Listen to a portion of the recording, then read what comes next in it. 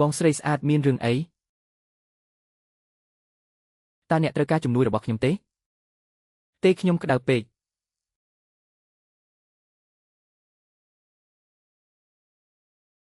អ្នកមិនត្រូវបានអនុញ្ញាតឲ្យចូលមក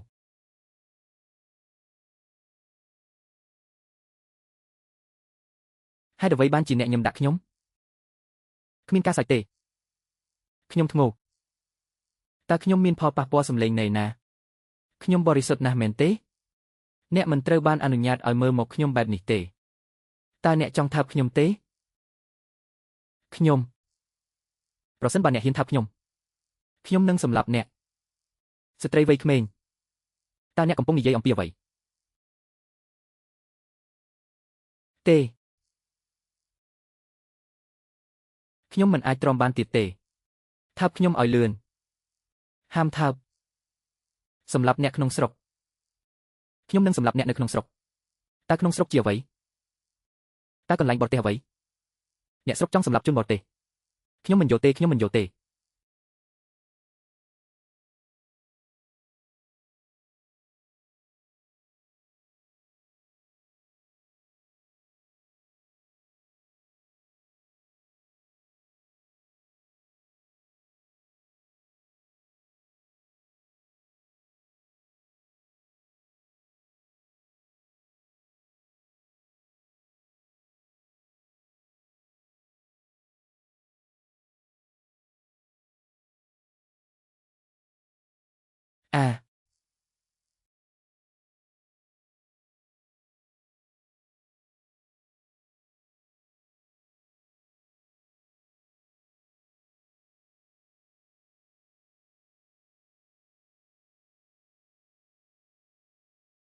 ខ្ញុំមិននឹកស្មានថាខ្ញុំនឹងរៀបការជាមួយនារីស្រស់ស្អាតនៅពិភពផ្សេងនោះទេនេះជាជីវិតទាំងពីររបស់ខ្ញុំក្នុងនាមជាមនុស្សខ្ញុំក៏មានស្ត្រីដែលមិនដឹងខ្លួនខ្លាំងដែរខ្ញុំឈរត្រង់ហើយហ៊ានធ្វើអ្វីដែលខ្ញុំធ្វើខ្ញុំចង់ស្វែងរកអ្នកហើយខ្ញុំចង់ទទួលខុសត្រូវចំពោះអ្នក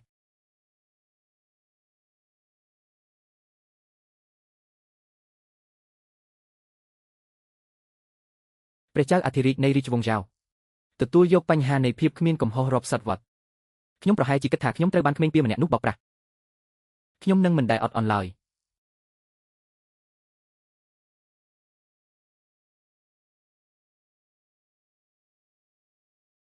គ្រប់គ្នានិកាយឆ្វាញ់ចិនរបស់យើងជាប់ចំណាត់ថ្នាក់ទី1ក្នុងចំណោមនិកាយធំទាំង4នៃព្រះរាជាណាចក្រចៅវាត្រូវបានទទួលស្គាល់ថាជានិកាយលេខ1ក្នុងពិភពលោកកាលពីមុនដូនតារបស់ខ្ញុំកំចាត់អរិយដោយអំណាចដ៏ទេវភាពសង្គ្រោះមនុស្សសាមញ្ញពីទឹកនិងភ្លើងធ្វើការរួមចំណែកអមតៈ New Bluestone ថ្ងៃនេះនិកាយឆ្វាញ់ចិនរបស់យើងកំពុងជ្រើសរើសម្ចាស់ផ្ទះខ្ញុំសង្ឃឹមថាអ្នកនឹងពេញចិត្តនឹងឱកាសនេះនោះជាសិទ្ធិអ្នកឃើញនេះគឺជាយីឆ្វែនដែលជាកូនប្រុសដ៏វិសុទ្ធរបស់និកាយឆ្វាញ់ចិនអស្ចារ្យខ្លួនឯងធំទម្លុះស្ថានសួគ៌ឬខ្សោយដែលត្រូវតែអាម៉ាស់ចុះលើកនេះអ្នកត្រូវតែបោះជំហានមួយនៅក្នុងប៉មបេរេស្វែងរកសមត្ថភាពដើម្បីកែមអភិបវៃឆ្លាតបន្ទាប់ប្រសិនបើខ្ញុំអាចដាក់អគ្គវិរុទ្ធសិឡុងវែងសុនបញ្ចេញអាវុធខាងវិញ្ញាណមនុស្សដែលត្រូវបានជ្រើសរើសដោយអាវុធខាងវិញ្ញាណបន្ទាប់មកអ្នកអាចក្លាយជាសិស្សនៃនិកាយឆ្វាញ់ចិនរបស់យើង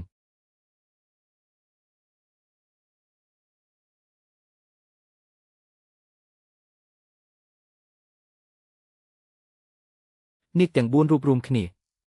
កែងយោឆ្វាញ់ចិននាគទាំង4រូបរួមគ្នាកែងយោឆ្វាញ់ចិននាគទាំង4រូបរួមគ្នានឹងបញ្ចេញពន្លឺនៅក្នុងឆ្វាញ់ចិនមនុស្សឈួតក្លាហានឃើញនាគទាំង4វែងសន់មិនលុតជង្គង់ទេតើអ្នកកំពុងស្វែងរកសេចក្តីស្លាប់ទេបរិះម្នាក់មានមាសនៅក្នុងចិត្តខ្ញុំយ៉ាវហ្វេនបានត្រឹមតែលុតជង្គង់លើមេឃលុតជង្គង់ចុះលុតជង្គង់ចំពោះឪពុកម្ដាយរបស់អ្នកចំពោះអ្នកផ្សេងទៀតមិនសមនឹងឲ្យខ្ញុំលុតជង្គង់ចុះនាគទាំង4នេះវែងសន់វាជាវត្ថុពិសិដ្ឋដែលដូនតាខ្ញុំប្រើដើម្បីកម្ចាត់បិសាចមានតែសត្វត្រឆានទេដែលអាចជួបគ្នាបានវាជាពរជ័យមួយដែលត្រូវបានដាំដុះអស់ជាច្រើនជីវិតតើអ្នកលុតជង្គង់ឬអត់ Four Dragons វែងសន់នេះពិតជាខ្លាំងដូចដែលអ្នកបាននិយាយ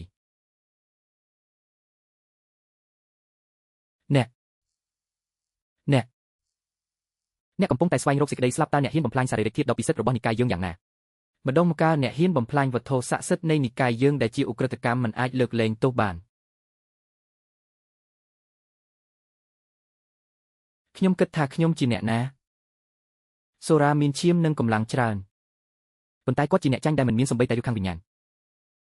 សិស្សនិកាយឆ្វាញ់ចិនគោរពតាមបញ្ជា ចាប់ខ្លួនមនុស្សឈួតនេះដែលបំផ្លាញវត្ថុពិសិដ្ឋសួរកុំប៉ះប៉សឺឡែនវាច្បាស់ណាស់អ្នកសេឡុងហ្វេងសុនដែលមានភាពភ័យស្រួយពេកត្រូវតែជាបុរសបើមិនដូច្នេះទេហេតុអ្វីបានជាខ្ញុំបំបែកជាដុំឧក្រិដ្ឋកម្មបំផ្លាញវត្ថុស័ក្តិសិទ្ធិរបស់និកាយយើងគឺមិនអាចលើកលែងទោសបានឡើយអ្នកត្រូវតែត្រឡប់មកជាមួយយើងវិញដើម្បីជំនុំជម្រះ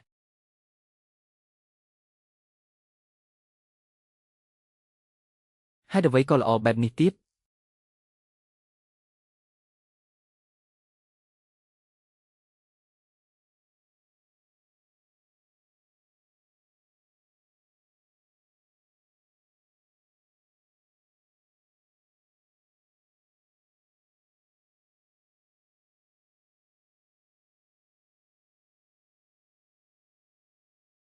នេះជាលើកទី1ហើយដែលកូនប្រុសដ៏វិសុទ្ធនេះនឹកអ្នកពីមានសងមិនខ្វះអ្នកធ្វើដោយដៃខ្ញុំនឹងដាក់ទោសអ្នកឲ្យធ្វើជាអ្នកបម្រើក្នុងនិកាយឆ្វេងឈិនរបស់យើងរយៈពេល3ឆ្នាំនេះមិនអាចទៅរួចនោះទេប៉ុន្តែខ្ញុំចង់សួរតើអាហារនៅក្នុងនិកាយឆ្វេងឈិនរបស់អ្នកយ៉ាងម៉េចដែរបើរួមបញ្ចូលអាហារនិងកន្លែងស្នាក់នៅបន្ទាប់មកខ្ញុំអាចពិចារណាវាបានជីវិតរមែងស្លាប់និកាយឆ្វេងឈិនរបស់យើងគឺជានិកាយលេខ1ក្នុងពិភពលោកអ្វីគ្រប់យ៉ាងដែលអ្នកត្រូវការសម្រាប់ម្ហូបអាហារសម្លៀកបំពាក់លំនៅឋាននិងការដឹកជញ្ជូនប្រសិនបើអ្នកមិនអាចសំបីតែចិញ្ចឹម Handyman តើវាមិនមែនជាការលេងសើចទេបើពាក្យចេញមក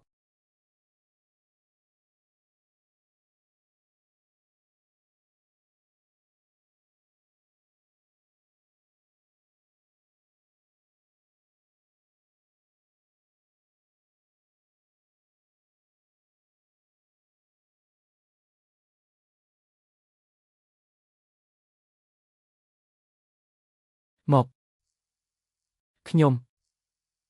ស្ដាប់ជីវប្រវត្តិរបស់សិស្សការម៉ាស្សាជើងរបស់អ្នកគឺល្អណាស់ផាកពិន័យកម្លាំងដ៏សាហាវទាំងអស់មិនត្រូវបានខ្ជះខ្ជាយទេមកទីនេះហើយម៉ាស្សាជើងប៉ុន្តែខ្ញុំគ្រាន់តែផ្ដល់ឲ្យសិស្សប្រុសសូណៃដាក់ជើងបុរសនិងស្ត្រីមិនមានភាពស្និទ្ធស្នាលខ្ញុំនឹងចុចវាសម្រាប់អ្នកមិនសូវស្រួលទេប្រសិនបើខ្ញុំសុំឲ្យអ្នកចុចវាមានភាពសំហែកសំផស្សច្រើនណាស់តើនរណាជាអ្នកឲ្យឆ្កែរបស់អ្នកនិយាយរឿងដែលមិនអាចពន្យល់បានខ្ញុំប្រាប់អ្នកបើអ្នកមិនហ៊ានស្ដាប់ខ្ញុំមិនអនុញ្ញាតឲ្យមាននំចំហុយរយៈពេល3ថ្ងៃទេចាប់ពីពេលនេះទៅអ្នកគឺជាឧបករណ៍ម៉ាស្សាផ្ដាច់មុខរបស់ខ្ញុំរហ័សមនុស្សនៅក្រោមដំបូលខ្ញុំត្រូវអោនក្បាល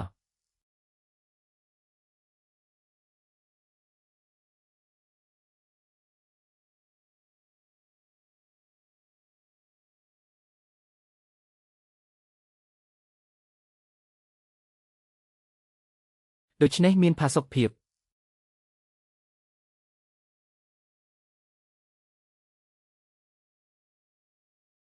ម្ដេចក៏ហ៊ានប៉ះជើងយន្តរ៉ែងខ្ញុំមិនបានប៉ះវាទេខ្ញុំនឹងបង្រៀនក្មេងនេះជាមេរៀនតើអ្នកហ៊ានប៉ះស្ត្រីនៃព្រះរាជបុត្រាបរិសុទ្ធយ៉ាងណារងចាំតាមធម្មជាតិខ្ញុំនឹងមិនទុកក្មេងនេះឲ្យស្រាលទេប៉ុន្តែឥឡូវនេះមិនមែនជាពេលវេលាទេ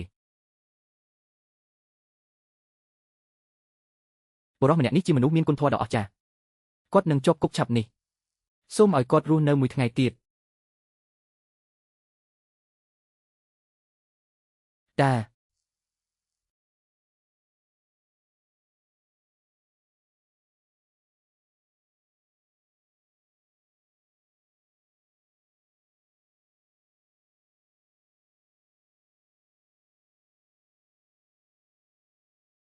តើអ្នកហ៊ានវាយប្រហារខ្ញុំដោយវេទមន្តទេ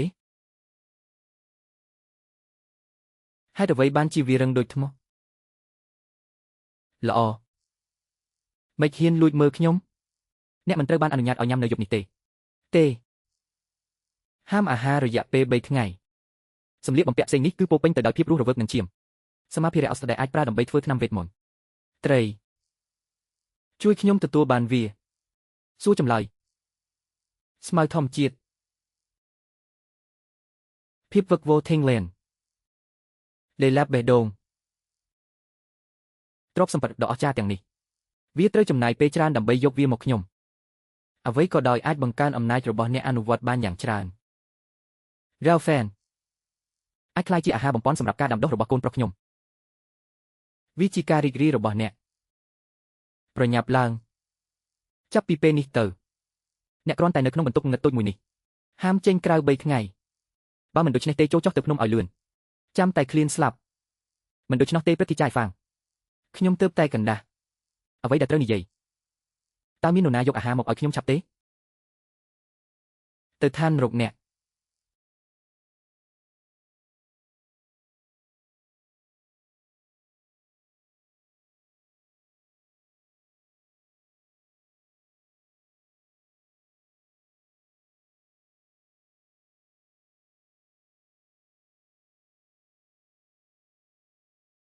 3 ថ្ងៃក្រោយមកថ្នាំវេទមន្តអាចធ្វើបានលេបថ្នាំវេទមន្តព្រះរាជបុត្រដ៏វិសុទ្ធនេះអាចឈានចូលទៅក្នុងអាណាចក្រស្ដេចទាំង5ក្នុងពេលតែមួយក្លាយជាមនុស្សដំបូងក្នុងចំណោមយុវជនជំនាន់ក្រោយត្រីសូមអរគុណដល់អ្នកលើកនេះខ្ញុំនឹងក្លាយជាអ្នកដឹកនាំនិកាយនាពេលអនាគតអ្នកជាភរិយារបស់ចៅហ្វាយនិកាយដរាបណាខ្ញុំអាចជួយអ្នកបានខ្ញុំជាមេក្រុមខ្ញុំសុខចិត្តធ្វើអ្វីគ្រប់យ៉ាងដែលអ្នកសូមឲ្យយកធ្វើគ្រាន់តែជាមនុស្សស្លាប់ប៉ុណ្ណោះប្រសិនបើអ្នកស្លាប់អ្នកនឹងស្លាប់ព្រះអង្គគុំចាស់បេសកកម្មមកពីនគរទាំង3នៃវៀតណាមខាងត្បូងនិងតំបន់រហស្ថានភាគខាងលិចមកដល់រាជធានីពួកគេចង់ទាញយកអត្ថប្រយោជន៍ពីរបួសរបស់អ្នកមកបង្ខំខ្ញុំឲ្យចោះចាញ់តំបន់នេះមានគ្រោះថ្នាក់បន្តិចបន្តួចប្រជាជនប្រទេសតូចទាំងនេះខ្ញុំចង់ទាញយកប្រយោជន៍ពីឱកាសដើម្បីទទួលបានសន្ទុះមើលពីរបៀបដែលខ្ញុំវាយគាត់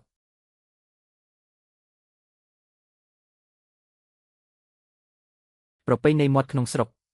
កិច្ចពិភាក្សា4ប្រទេសក្នុងរយៈពេល3ថ្ងៃកន្លែងចរចាគឺស្ថិតនៅសង្កាត់ Chuan Chen បញ្ជាឲ្យនគរទាំង3ចុះចាញ់ដាហៅនិងព្រះនាងនៃនគរទាំង3រៀបការជាមួយបរិមម្នាក់ឈ្មោះយ៉ាវហ្វែនធ្វើជាប្រពន្ធចុងព្រះករុណាឲ្យហេតុអ្វីក៏យ៉ាងនេះផែនការក្នុងស្រុកធ្វើដូចដែលអ្នកបានប្រាប់ចលនានេះត្រូវបានគេហៅថាបង្វែរសំណាងអាក្រក់ទៅខាងកើត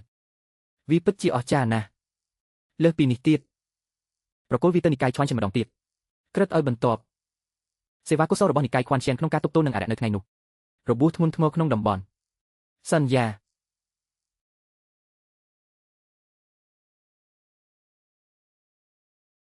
នំចំហុយ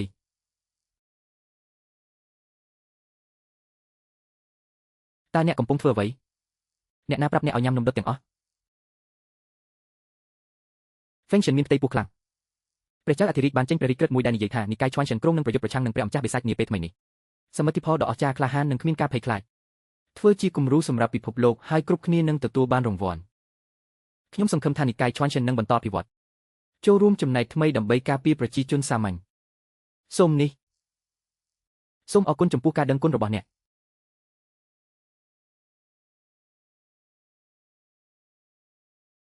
តើនរណាជាអ្នកជោគជ័យក្នុងការប្រយុទ្ធប្រឆាំងនឹងអារក្សហេតុអ្វីបានជាមេដឹកនាំសម្ព័ន្ធភាពនេះមិនបានទទួលដំណឹងប្រហែលជាដូនតារបស់សងផែនដែលបានស៊ីផឹកជាយូរមកហើយក៏ចាត់វិធានការម្ដងទៀតវាអាចទៅរួចផងដែរទោះយ៉ាងណាក៏ដោយព្រះបានលបួងខ្ញុំនិកាយ Chuan Chen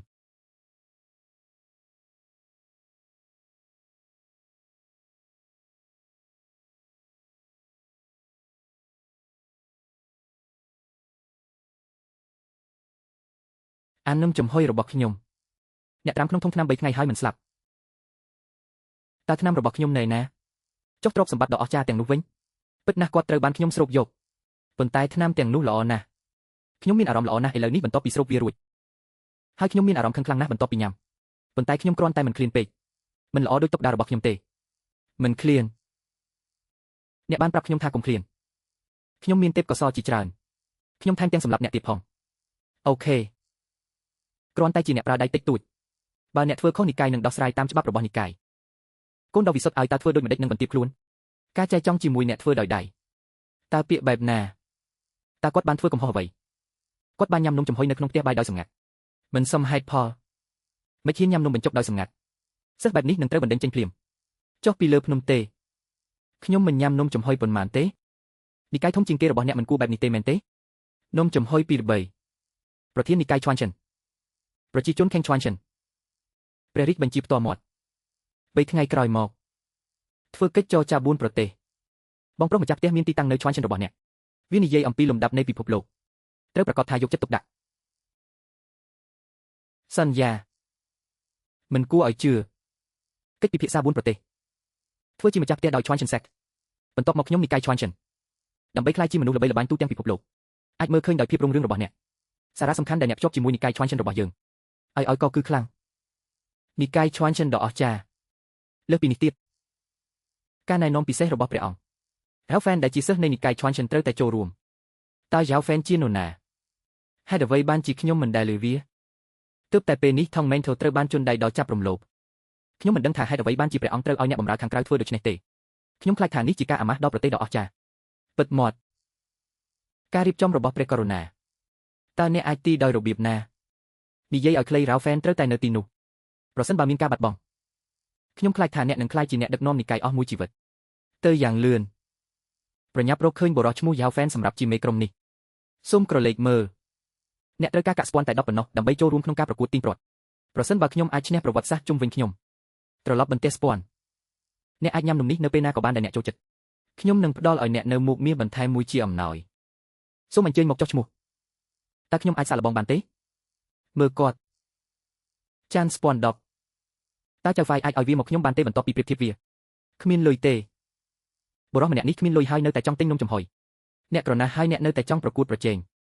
ឃ្លានឈួតមិនថាអ្នកមានលុយឬអត់ទេកុំផ្លាស់ទីតើមានអ្នកការពារឈ្មោះអ្នកទេចៅហ្វាយតើអ្នកគិតថាខ្ញុំអាចប្រើបន្ទះស្ពាន់បាត់នេះទេមកមើលតែបើឈ្នះមែននោះប្រគល់ឲ្យខ្ញុំវិញខ្ញុំនឹងមើលជាមុនសិន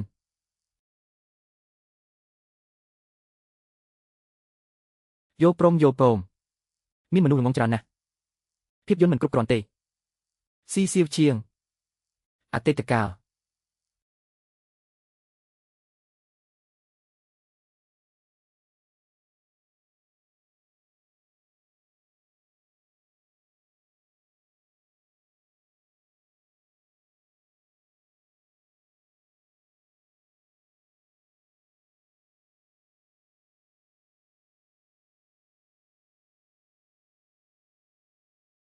ល្អស៊ូដាស៊ី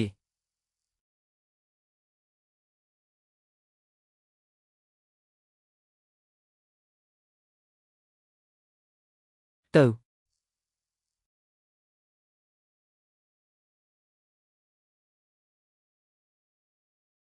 ល្អ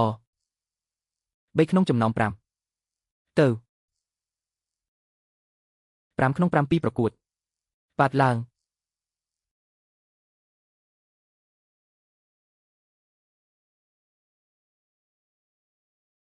ទទួលយក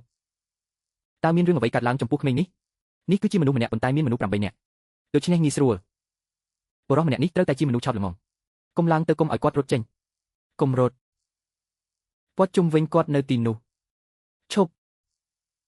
ខ្ញុំជាព្រះបុត្រាបរិសុទ្ធនៃនិកាយឈ្វានចិនបុគ្គលនេះគឺជាសិស្សនៃនិកាយឈ្វានចិនរបស់ខ្ញុំកុំប្រកាន់រ៉ាវហ្វែនដែលជាសិស្សនៃនិកាយឈ្វានចិនបានគោរពតាមបញ្ជាត្រឡប់មកកាន់និកាយជាមួយខ្ញុំវិញជាប្រញាប់តើសិស្សនិកាយឈ្វានចិនជាអ្វីអ្នកមិនបាននិយាយថាខ្ញុំជាអ្នកកាន់ដៃឬនិយាយម្ដងទៀតនិកាយឈ្វានចិនរបស់អ្នកបានបណ្ដេញខ្ញុំចេញហេតុអ្វីខ្ញុំត្រូវត្រឡប់ទៅជាមួយអ្នកខ្ញុំនឹងធ្វើថ្នាំឲ្យអ្នកនៅលើខ្នងរបស់ខ្ញុំនៅទីនេះមាននំចំហុយសម្រាប់ញ៉ាំ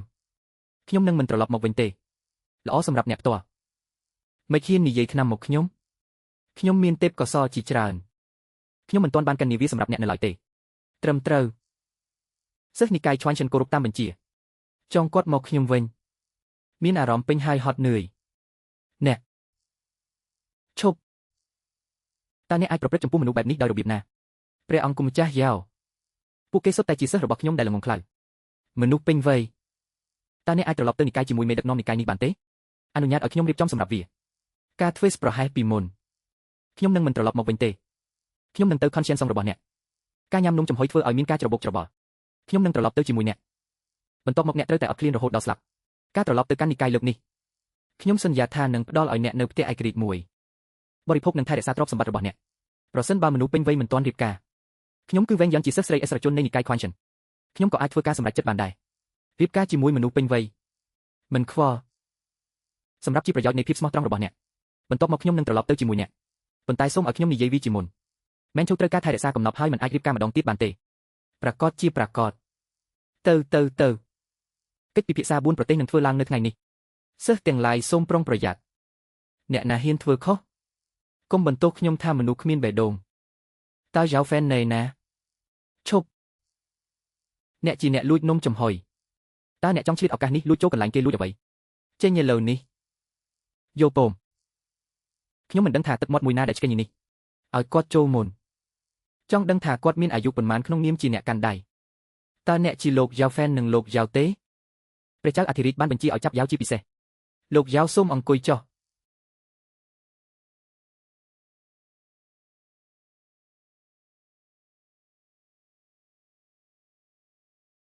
Hai già siពេញវ័យ Ralph Fan គ្រាន់តែជាអ្នកប្រើដៃប៉ុណ្ណោះ គាត់មិនត្រូវគ្នានឹងអ្នកក្នុងនាមជាបុព្វបុរសរបស់អ្នកទេ គំរាម តើអ្នកកំពុងធ្វើអ្វី ព្រះនាងនៃគោទាំង3បានមកដល់ជាមួយបេសកជនរបស់ពួកគេ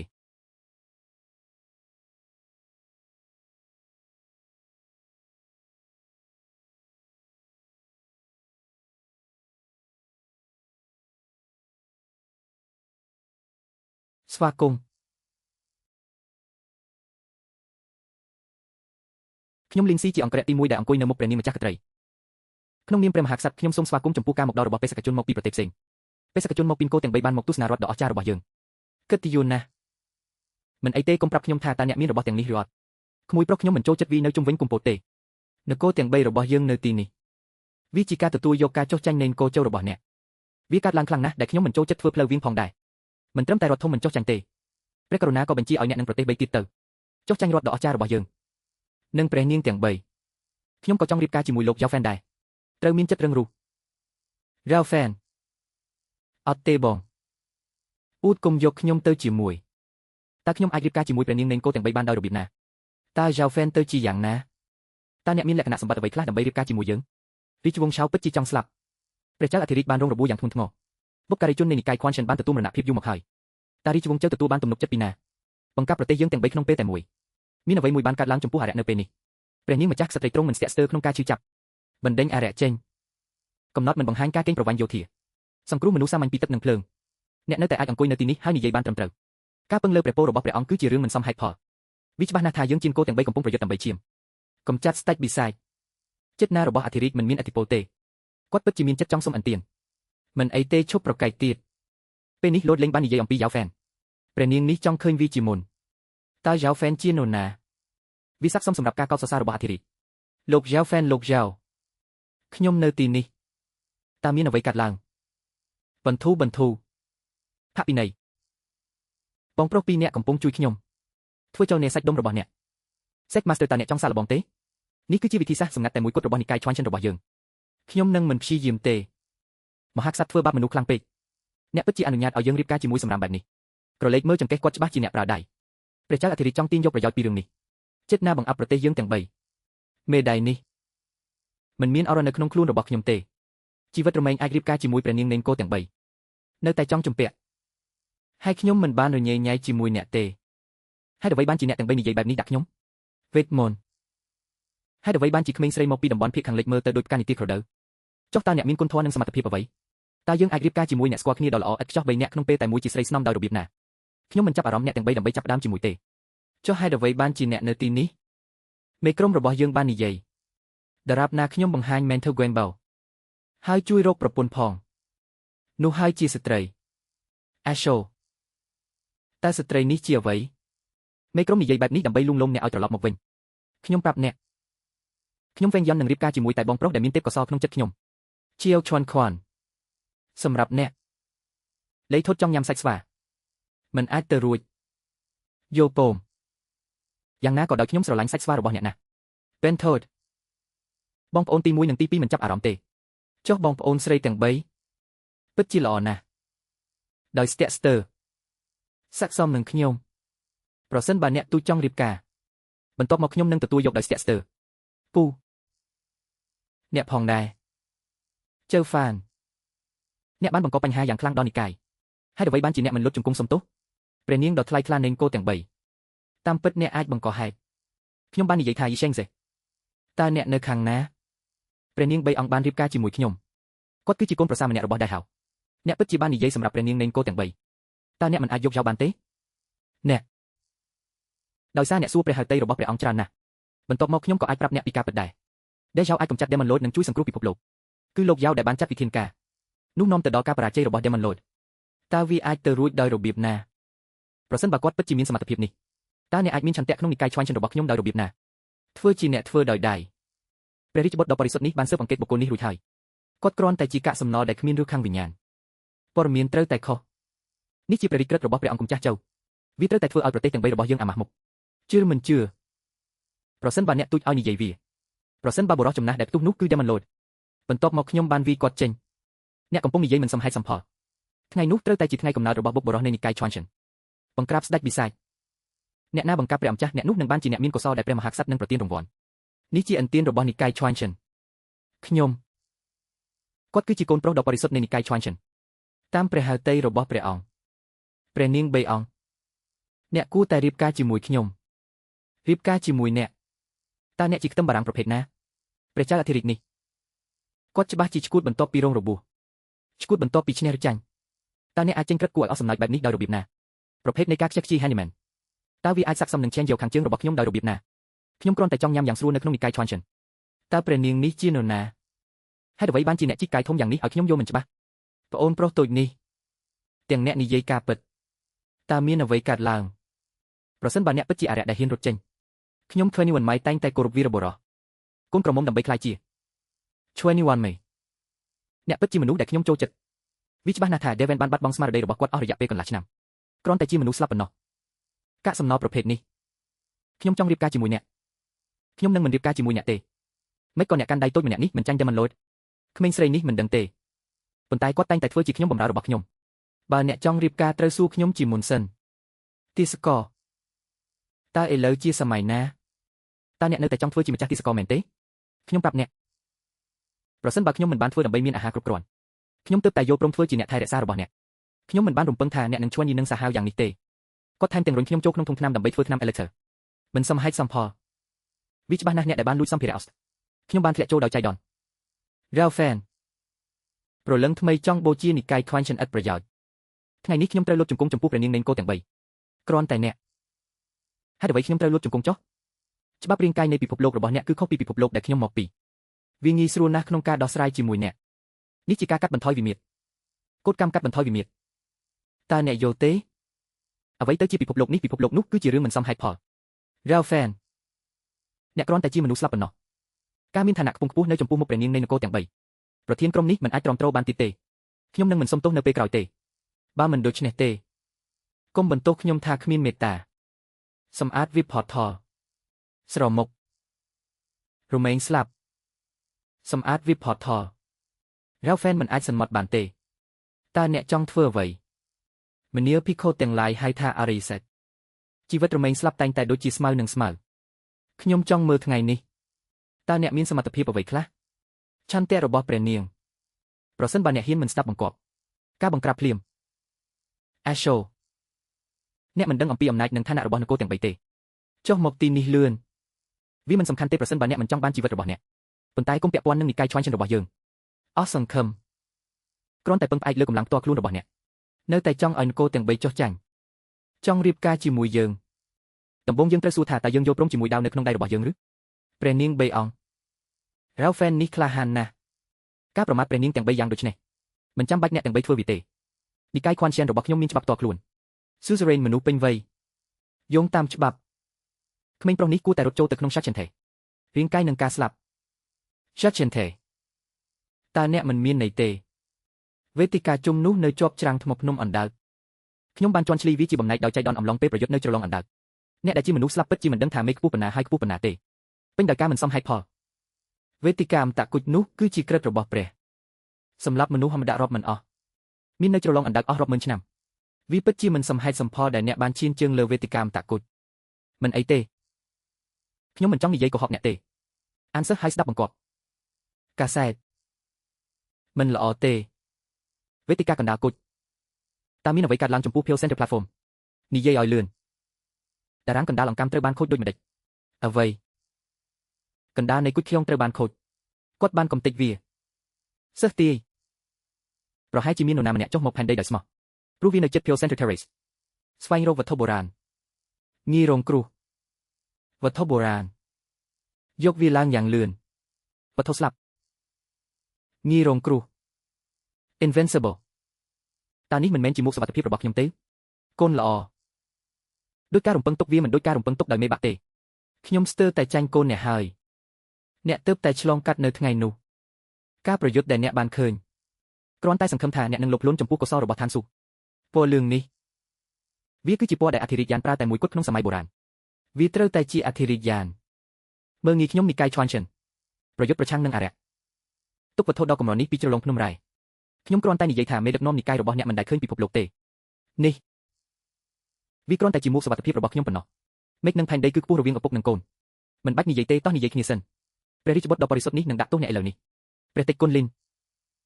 ថ្ងៃនោះខ្ញុំបានយកឈ្នះអារក្សមាននរណាម្នាក់បានឃើញវាដោយផ្ទាល់ភ្នែក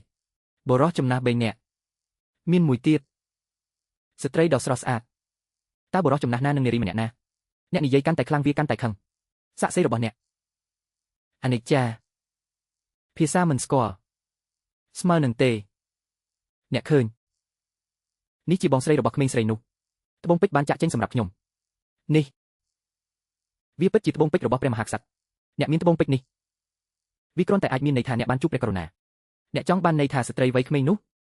នាងគឺជាអធិរាជប៉ុន្តែប្អូនស្រីតូចដែលខ្ញុំមានមុនខ្ញុំបានក្លាយទៅជាអធិរាជបន្ទាប់មកខ្ញុំមានទំនួលខុសត្រូវបន្ថែមទៀតពេលនេះនារីវ័យក្មេងមានបញ្ហាដោយសារតែយុវជនទាំង3នាក់នោះត្រូវតែជួយនាងត្រូវតែជួយអ្នកជាអ្នកប្រាដៃមិនអាចញ៉ាំនំចំហុយបានទេតើខ្ញុំអាចមានត្បូងបែបនេះដោយរបៀបណាអ្នកច្បាស់ជាលួចរបស់នេះពីរង្វាន់របស់ព្រះករុណានេះគឺជាកំណប់ទ្រព្យរបស់និកាយឈ្វានចិននេះគឺជាទ្រព្យសម្បត្តិរបស់ខ្ញុំវាជាចានដែលសម្ដេចម៉ែទុកឲ្យខ្ញុំព្រះករុណាមានកិត្តិយសណាស់អ្នកជាអ្នកបម្រើដ៏ថោកទាបម្នាក់តើអ្នកចង់មានទំនាក់ទំនងបែបណាជាមួយសម្ដេចនេះនឹងកាត់ផ្ដាច់ភាពតូចតាចរបស់អ្នក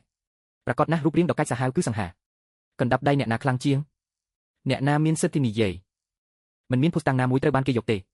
ខ្ញុំក៏បាននិយាយអ្វីដែលខ្ញុំត្រូវនិយាយជឿមិនជឿវាអាស្រ័យលើអ្នកទាំងអធិរាជខេងរេឬយើងគ្រាន់តែអាចធ្វើកាយវិការមើលថាតើខ្ញុំមានកម្លាំងឬអត់កំចាត់ស្ដេចពិសាចឲ្យបង្ក្រាបមនុស្សគ្រប់គ្នានេះគឺជាការស្លាប់របស់អ្នកផ្ទាល់គ្មានឆ្នោតទេយើងមានផ្លូវទៅស្ថានសួគ៌ប៉ុន្តែគុំយកវាទៅគ្មានទ្វារទៅកាន់ឋាននរកទេអ្នកបំបែកចូលក្មេងក្រអឺតក្រទុំអនុញ្ញាតឲ្យខ្ញុំមើលពីរបៀបដែលអ្នកអាចធ្វើបានតែម្នាក់ឯងទប់ទល់នឹងនគរទាំង3ឆ្មាំខាងជើងគោរពតាមបញ្ជាឆ្មាំសម្ងាត់នៃភូមិភាគខាងលិចស្ដាប់បង្គាប់ឆ្មាំសម្ងាត់នៃភូមិភាគខាងត្បូងស្ដាប់បញ្ជាសម្រាប់មនុស្សនេះដោយខ្លួនឯងចង់យកយើងបំភ្លេចអាវុធវេទមន្តនៅក្នុងដៃយើងជាមុនសិនគ្មានបញ្ហាទេអ្នកទាំងអស់គ្នាខ្ញុំនឹងមកព្រះនាងម្ចាស់ក្ត្រីបានយាងមកដល់ហើយតើអ្នកកំពុងធ្វើអ្វ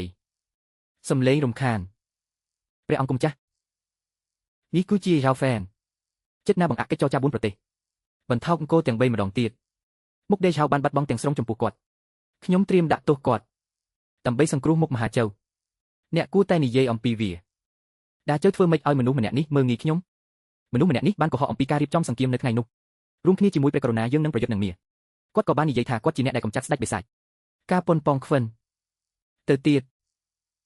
គាត់ក៏បានយកចិញ្ចៀនត្បូងពេជ្រចេញវាជាការយកខុសរបស់ព្រះអង្គបាននិយាយផងដែរទ្រង់ក៏មានបន្ទូលថាទ្រង់នឹងស្នាក់នៅមួយយប់ជាមួយនឹងព្រះអង្គវាគ្រាន់តែជាការក្បត់ជាតិជាការពិតណាស់ខ្ញុំមិនអាចជឿវាខ្ញុំមិនបាននិយាយទេសត្វរិឆាននេះនៅពេលនោះខ្ញុំមិនហ៊ាននិយាយអ្វីតបវិញទេតើធ្វើដូចម្ដេចដើម្បីត្រឡប់ទៅតំបន់តើអ្នកគិតយ៉ាងណាដែរ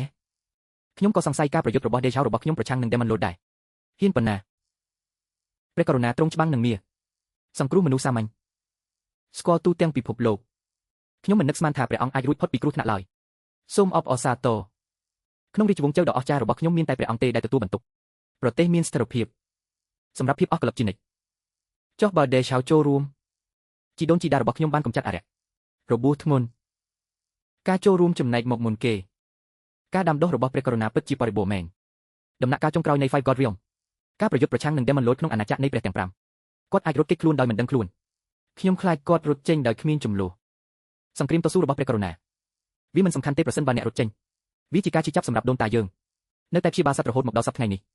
មិនសមហេតុសមផលនោះគឺដោយសារបុព្វបុរសរបស់អ្នកគ្មានសមត្ថភាពឥឡូវនេះសូមនិយាយអំពី Rao Fan តើអ្នកគិតថាខ្ញុំគួរធ្វើអ្វីជាមួយគាត់ Rao Fan ចុះបើអ្នកអត់ទ្រាំនឹងការប្រមាននេះព្រះចៅអធិរាជស្រីដែលមានសេចក្តីស្រឡាញ់មានវត្តមានសូមមើលនគរទាំង3អ្នកមិនចាំបាច់ស្លាប់ទេព្រះអង្គគុំចាស់កូនប្រុសចិត្តល្អធ្វើសកម្មភាពយ៉ាងក្លាហានបន្ទាបព្រះអង្គទាំង3វាគួរតែត្រូវបានពន្យាពេល3ថ្ងៃព្យួរវានៅលើកំពូលនៃទីក្រុងដើម្បីគោរពបូជារយៈពេល3ថ្ងៃតក់ស្លុតពិភពលោកដើម្បីបង្ហាញពីអំណាចរបស់អធិរាជមិនអាចបោះបង់ចោលបានទេពិភពនៃការអនុវត្តរបស់អ្នកផុយស្រួយគួរឲ្យភ័យខ្លាចអ្នកមិនខ្វល់ពីខ្លួនឯងទេអ្នកពិតជាចង់ដាក់ទោសខ្ញុំ Rao Fan ព្រះចៅអធិរាជនៅទីនេះហ៊ានក្រអឺតក្រទុំម្លេះព្រះអង្គគុំចាស់ប៉ុន្តែជាម្ចាស់ដាវខ្វែនោះវានឹងដូចជាច្របាច់អ្នកស្លាប់វាងាយស្រួលដោយការកិនស្រមោចឲ្យស្លាប់ខ្ញុំណែនាំអ្នកឲ្យសងសឹកឲ្យបានឆាប់តាមដែលអាចធ្វើទៅបានប្រហែលជាព្រះអង្គគុំចាស់ខ្ញុំអាចទុកជីវិតឆ្កែរបស់អ្នកអ៊ីឈ្វានព្រះរាជបុត្រាបរិសុទ្ធនៃនិកាយឈ្វានចិនសូមធ្វើការសម្រេចចិត្តឲ្យបានឆាប់ផងព្រះអង្គសម្រាប់បុរសម្នាក់នេះ លោកសេងសនីឈួនមិនអាក្រក់អ្នកក្លាហានណាស់តើអ្នកហ៊ានធ្វើអ្វីក្នុងស្រុកលេងឆៃឲ្យអ្នកស្រុកផ្ទះមុខលោកយ៉ាវសូមអភ័យទោសដល់ដងហ្វេងឆូដែលមិនបានផ្ដល់ឲ្យគាត់អរគុណលោកយ៉ាវដែលបានជួយខ្ញុំកម្ចាត់អារក្សនៅថ្ងៃនោះមិនអីទេវាមិនអីទេព្រះអង្គគុំចាស់អ្នកត្រូវតែច្រឡំគាត់គ្រាន់តែជាអ្នកលក់បាយចំហុយប៉ុណ្ណោះកាកសំណល់តើអ្នកអាចឲ្យណែនផ្ដល់អំណោយដ៏អស្ចារ្យបែបនេះដោយរបៀបណាវាអាចថាខ្ញុំពិតជាឃើញខុសមែនទេមនុស្សម្នាក់នេះមើលទៅសាមញ្ញណាស់ខ្លាំងម្លេះធ្វើការជាមួយគ្នាហើយនិយាយកុហកស្ដេចអារក្សបានលើកត្រានៅថ្ងៃនោះអ្នកស្រុកនឹងបុកបរោះណេនគោទាំង3ចែករំលែករឿងនេះខ្ញុំមិននឹកស្មានថានិស័យអារក្សរបស់គាត់នឹងរីកចម្រើននោះទេកុំស្ទាក់ស្ទើរក្នុងការខ្ជិះខ្ជីធម្មពលនិងឈាមរបស់អ្នកដោះលែងការវាយប្រហារមិនរើសមុខនៃវិមានដេម៉ុនដូនតា3នាក់បានរងរបួសធ្ងន់បើមិនមែនទេនេះលោកយ៉ាវចាត់វិធានការខ្ញុំខ្លាចថាវានឹងពិបាកសម្រាប់អ្នកស្រុកក្នុងការគេចចេញដោយមិនមានការភ័យខ្លាចនាពេលបច្ចុប្បន្នដូនតាទាំង3កំពុងព្យាបាលរបួសរបស់ពួកគេហើយអ្នកស្រុកបានឆ្លើយតើអ្នកជាបេសកជននៅតែចង់បញ្ចូលកនីធំរបស់ខ្ញុំទេ You Three Kingdoms ក្លាហានណាស់ឆន្ទៈក្នុងស្រុកនគរ3បានចុះចាញ់ព្រះនាងគ្រប់គ្រងយ៉ាវហ្វេនហើយបែនមិនត្រឹមតែមិនគោរពបទបញ្ជាប៉ុណ្ណោះទេផ្ទុយទៅវិញរួបរวมគ្នាព្រះនាងអាម៉ាស់អ្នកពិតជាគិតថាខ្ញុំជាអធិរាជនៃរាជវង្សជូតើវាជាការតុបតែងមែនទេព្រះករុណាជាម្ចាស់ស្ដេចខ្មោចគឺជាអ្នកដែលបានធ្វើខុសនេះត្រូវតែបំបែកជា100,000បំណែកព្រះករុណាឲ្យសូមប្រោសជីវិតព្រះអង្គព្រះករុណាសូមប្រោសជីវិតទូបង្គំផងព្រះអង្គគុំចាស់ពាក្យបរិសុទ្ធគឺគ្រាន់តែជាការយល់ច្រឡំមួយផ្លែតសូមទ្រង់មេត្តាប្រោសព្រះរាជទានផងព្រះអង្គគុំចាស់តើវាអាចធ្វើបានដើម្បីជាប្រយោជន៍ដល់វ័យចំណាស់ឬទេមើលទៅឆ្ងាយយីឈ្វាន់គឺជាកូនប្រុសដ៏បរិសុទ្ធនៃនិកាយរបស់យើង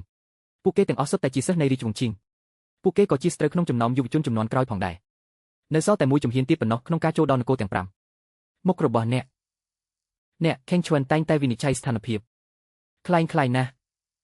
ប្រសិនបើខ្ញុំមិនបានខាត់អ្នកនៅពេលនេះខេងឈ្វាន់តើអ្នកគិតចង់ចូលរួមជាមួយស្ដេចទាំង3ទេព្រះអង្គគុំចាស់ខ្ញុំមិនដែលហ៊ានទេលោកយ៉ាវមនុស្សម្នាក់នេះបានធ្វើឲ្យអ្នកអាម៉ាស់គ្រប់បែបយ៉ាងពីមុនមកវាអាស្រ័យលើអ្នកក្នុងការសម្រេចចិត្តពីរបៀបដោះស្រាយវាបើអ្នកណាហ៊ានជំទាស់ទៀតអ្នកស្រុកមិនខ្វល់នឹងការកែច្នៃវាជាមួយគ្នាទេលោកយ៉ាវជាន់ខ្ពស់សម្រាប់ជាប្រយោជន៍នៃការរក្សាអ្នកនៅទីនេះបង្ហាញសេចក្តីមេត្តាករុណាទុកឲ្យយីឈ្វាន់តែម្នាក់ឯងលោកយ៉ាវយីងសងបេសូមប្រាប់គាត់ឲ្យចុះចាញ់ឲ្យយីឈ្វាន់ទៅខ្ញុំអាចជាគោឬសេះសម្រាប់អ្នកត្រឹមត្រូវធ្វើជាទាសករខ្ញុំនឹងក្លាយជាទាសកររបស់អ្នកនិកាយឈ្វាន់ចិនរបស់អ្នកនិកាយដ៏ធំបំផុតនៃការដាំដុះអម្តាក្នុងពិភពលោកដោយមិននឹកស្មានដល់ផ្ទះប្រក់សង្កសីបានបងរំលោះកូនប្រុសដ៏វិសុទ្ធរបស់អ្នកប្រសិនបើអ្នកមិនទាន់បានអនុវត្តជំនាញវេទមន្តនៅឡើយទេគ្មានអ្នកណាដែលបានអនុវត្តជំនាញវេទមន្តទេហើយអ្នកជាមេបាក់មិនអាចធ្វើវាបានទេថាយីឆេងសេរបស់អ្នកប៉ុន្តែដោយសារស្ថានភាពឆ្កែមើងងាយមនុស្សជីវិតរមែងស្លាប់គឺដូចជាស្មៅប្រសិនបើបុគ្គលនេះមិនចេញមកប្រជាជននៃពិភពលោកតើអ្នកចង់ព្យាបាលអ្នកដាំដុះយ៉ាងដូចម្តេចដរាបណាអ្នកចាស់សុកចិត្តឲ្យយានសួនទៅខ្ញុំបានយកវត្ថុបុរាណឧទ្ទិសដល់អ្នកចៅចំណាស់នេះមានល្បិចកលមិនមែនតែម្នាក់ឯងទេមិនខ្វល់ជីវិតរបស់មនុស្សគ្រប់រូបក៏ជាជីវិតដែរឲ្យវាទៅអ្នកនេះវាជាធាតុកែលម្អរបស់ខ្ញុំនៅក្នុងពិភពពិតយកវាជាអំណោយត្រឡប់មកវិញសម្រាប់ចិញ្ចៀនត្បូងពេជ្រតាមពិតទៅនាងមិនមែនជាវត្ថុបុរាណដ៏បរិសុទ្ធមួយចំនួននោះទេប៉ុន្តែនៅក្នុងពិភពលោករបស់អ្នកវាមិនគួរមានអ្វីដែលអាចបំបែកនាងនៅឡើយទេ455ពិតជាមានធម៌ពលវេទមន្តបែបនេះកុំបារម្ភដរាបណាអ្នកដាក់វាបរោះចំណាស់ក្បាលនេះនឹងមិនធ្វើឲ្យអ្នកឈឺចាប់ឡើយចុះអ្នកវិញទោសប្រហារជីវិតអាចត្រូវបានលើកលែងពីទោសប្រហារជីវិតអំពើបាបរស់នៅគ្រាន់តែដាក់ទោសនាងធ្វើការជាជាងដាច់នៅក្នុងនិកាយឈ្វាន់ចិនពេញមួយជីវិតរបស់អ្នកបើហ៊ានធ្វើអ្វីដែលគ្រោះថ្នាក់ដល់ឋានសួគ៌និងផែនដីទៅថ្ងៃអនាគតខ្ញុំពិតជានឹងចោទប្រកាន់អ្នកដោយផ្ទាល់ស្ដាប់ខ្ញុំរ៉ាហ្វែនគឺជាវីរបរិសុទ្ធក្នុងការប្រយុទ្ធប្រឆាំងនឹងបិសាចការផ្ដោតដោយផ្ទាល់នៅក្នុងមូលដ្ឋានអ្នកណាដែលឃើញការផ្ដោតនេះនឹងឃើញអ្នកស្រុកបើមានអំពើល្មើសផ្សេងទៀតគាត់នឹងត្រូវគេសម្លាប់លក្ខខណ្ឌចរចារបស់ព្រះករុណាអាចប៉ះពាល់ដល់ប្រជាជនទូទៅនៃរាជធានីអ្នកមិនអាចអង្គុយរងចាំបានទេរងចាំរហូតដល់ខ្ញុំហោះហើរព្រៀបដើម្បីបញ្ជូនសារត្រឡប់មកវិញរងចាំការណែនាំពីព្រះមហាក្សត្រល្អកិច្ចពិភាក្សាថ្ងៃនេះវាចប់ហើយសម្រាប់ពេលនេះបន្តនៅថ្ងៃស្អែកកាលពីមុនខ្ញុំជារដ្ឋធំមានជីដូនជីតាឈ្វាន់ចិនអង្គុយនៅខាងក្នុងអរិយចាស់ទាំងអស់គំរាមកំហែងនោះហើយជាមូលហេតុដែលប្រទេសទាំង4តែងតែរក្សាតុល្យភាពឥឡូវនេះដូនតាបានលាចាកលោកហើយខ្ញុំបានរងរបួសធ្ងន់ទៀតគាត់ពិតជាបានប្រើក្បាច់គុណរបស់ឪពុកគាត់ដើម្បីឈ្នះការប្រយុទ្ធ ការពិភាក្សានៅថ្ងៃស្អែកនគរទាំង3ត្រូវតែរួមគ្នាចរចាលក្ខខណ្ឌជាមួយអធិរាជនេះខ្ញុំសុខចិត្តជ្រកក្បែរខ្ញុំ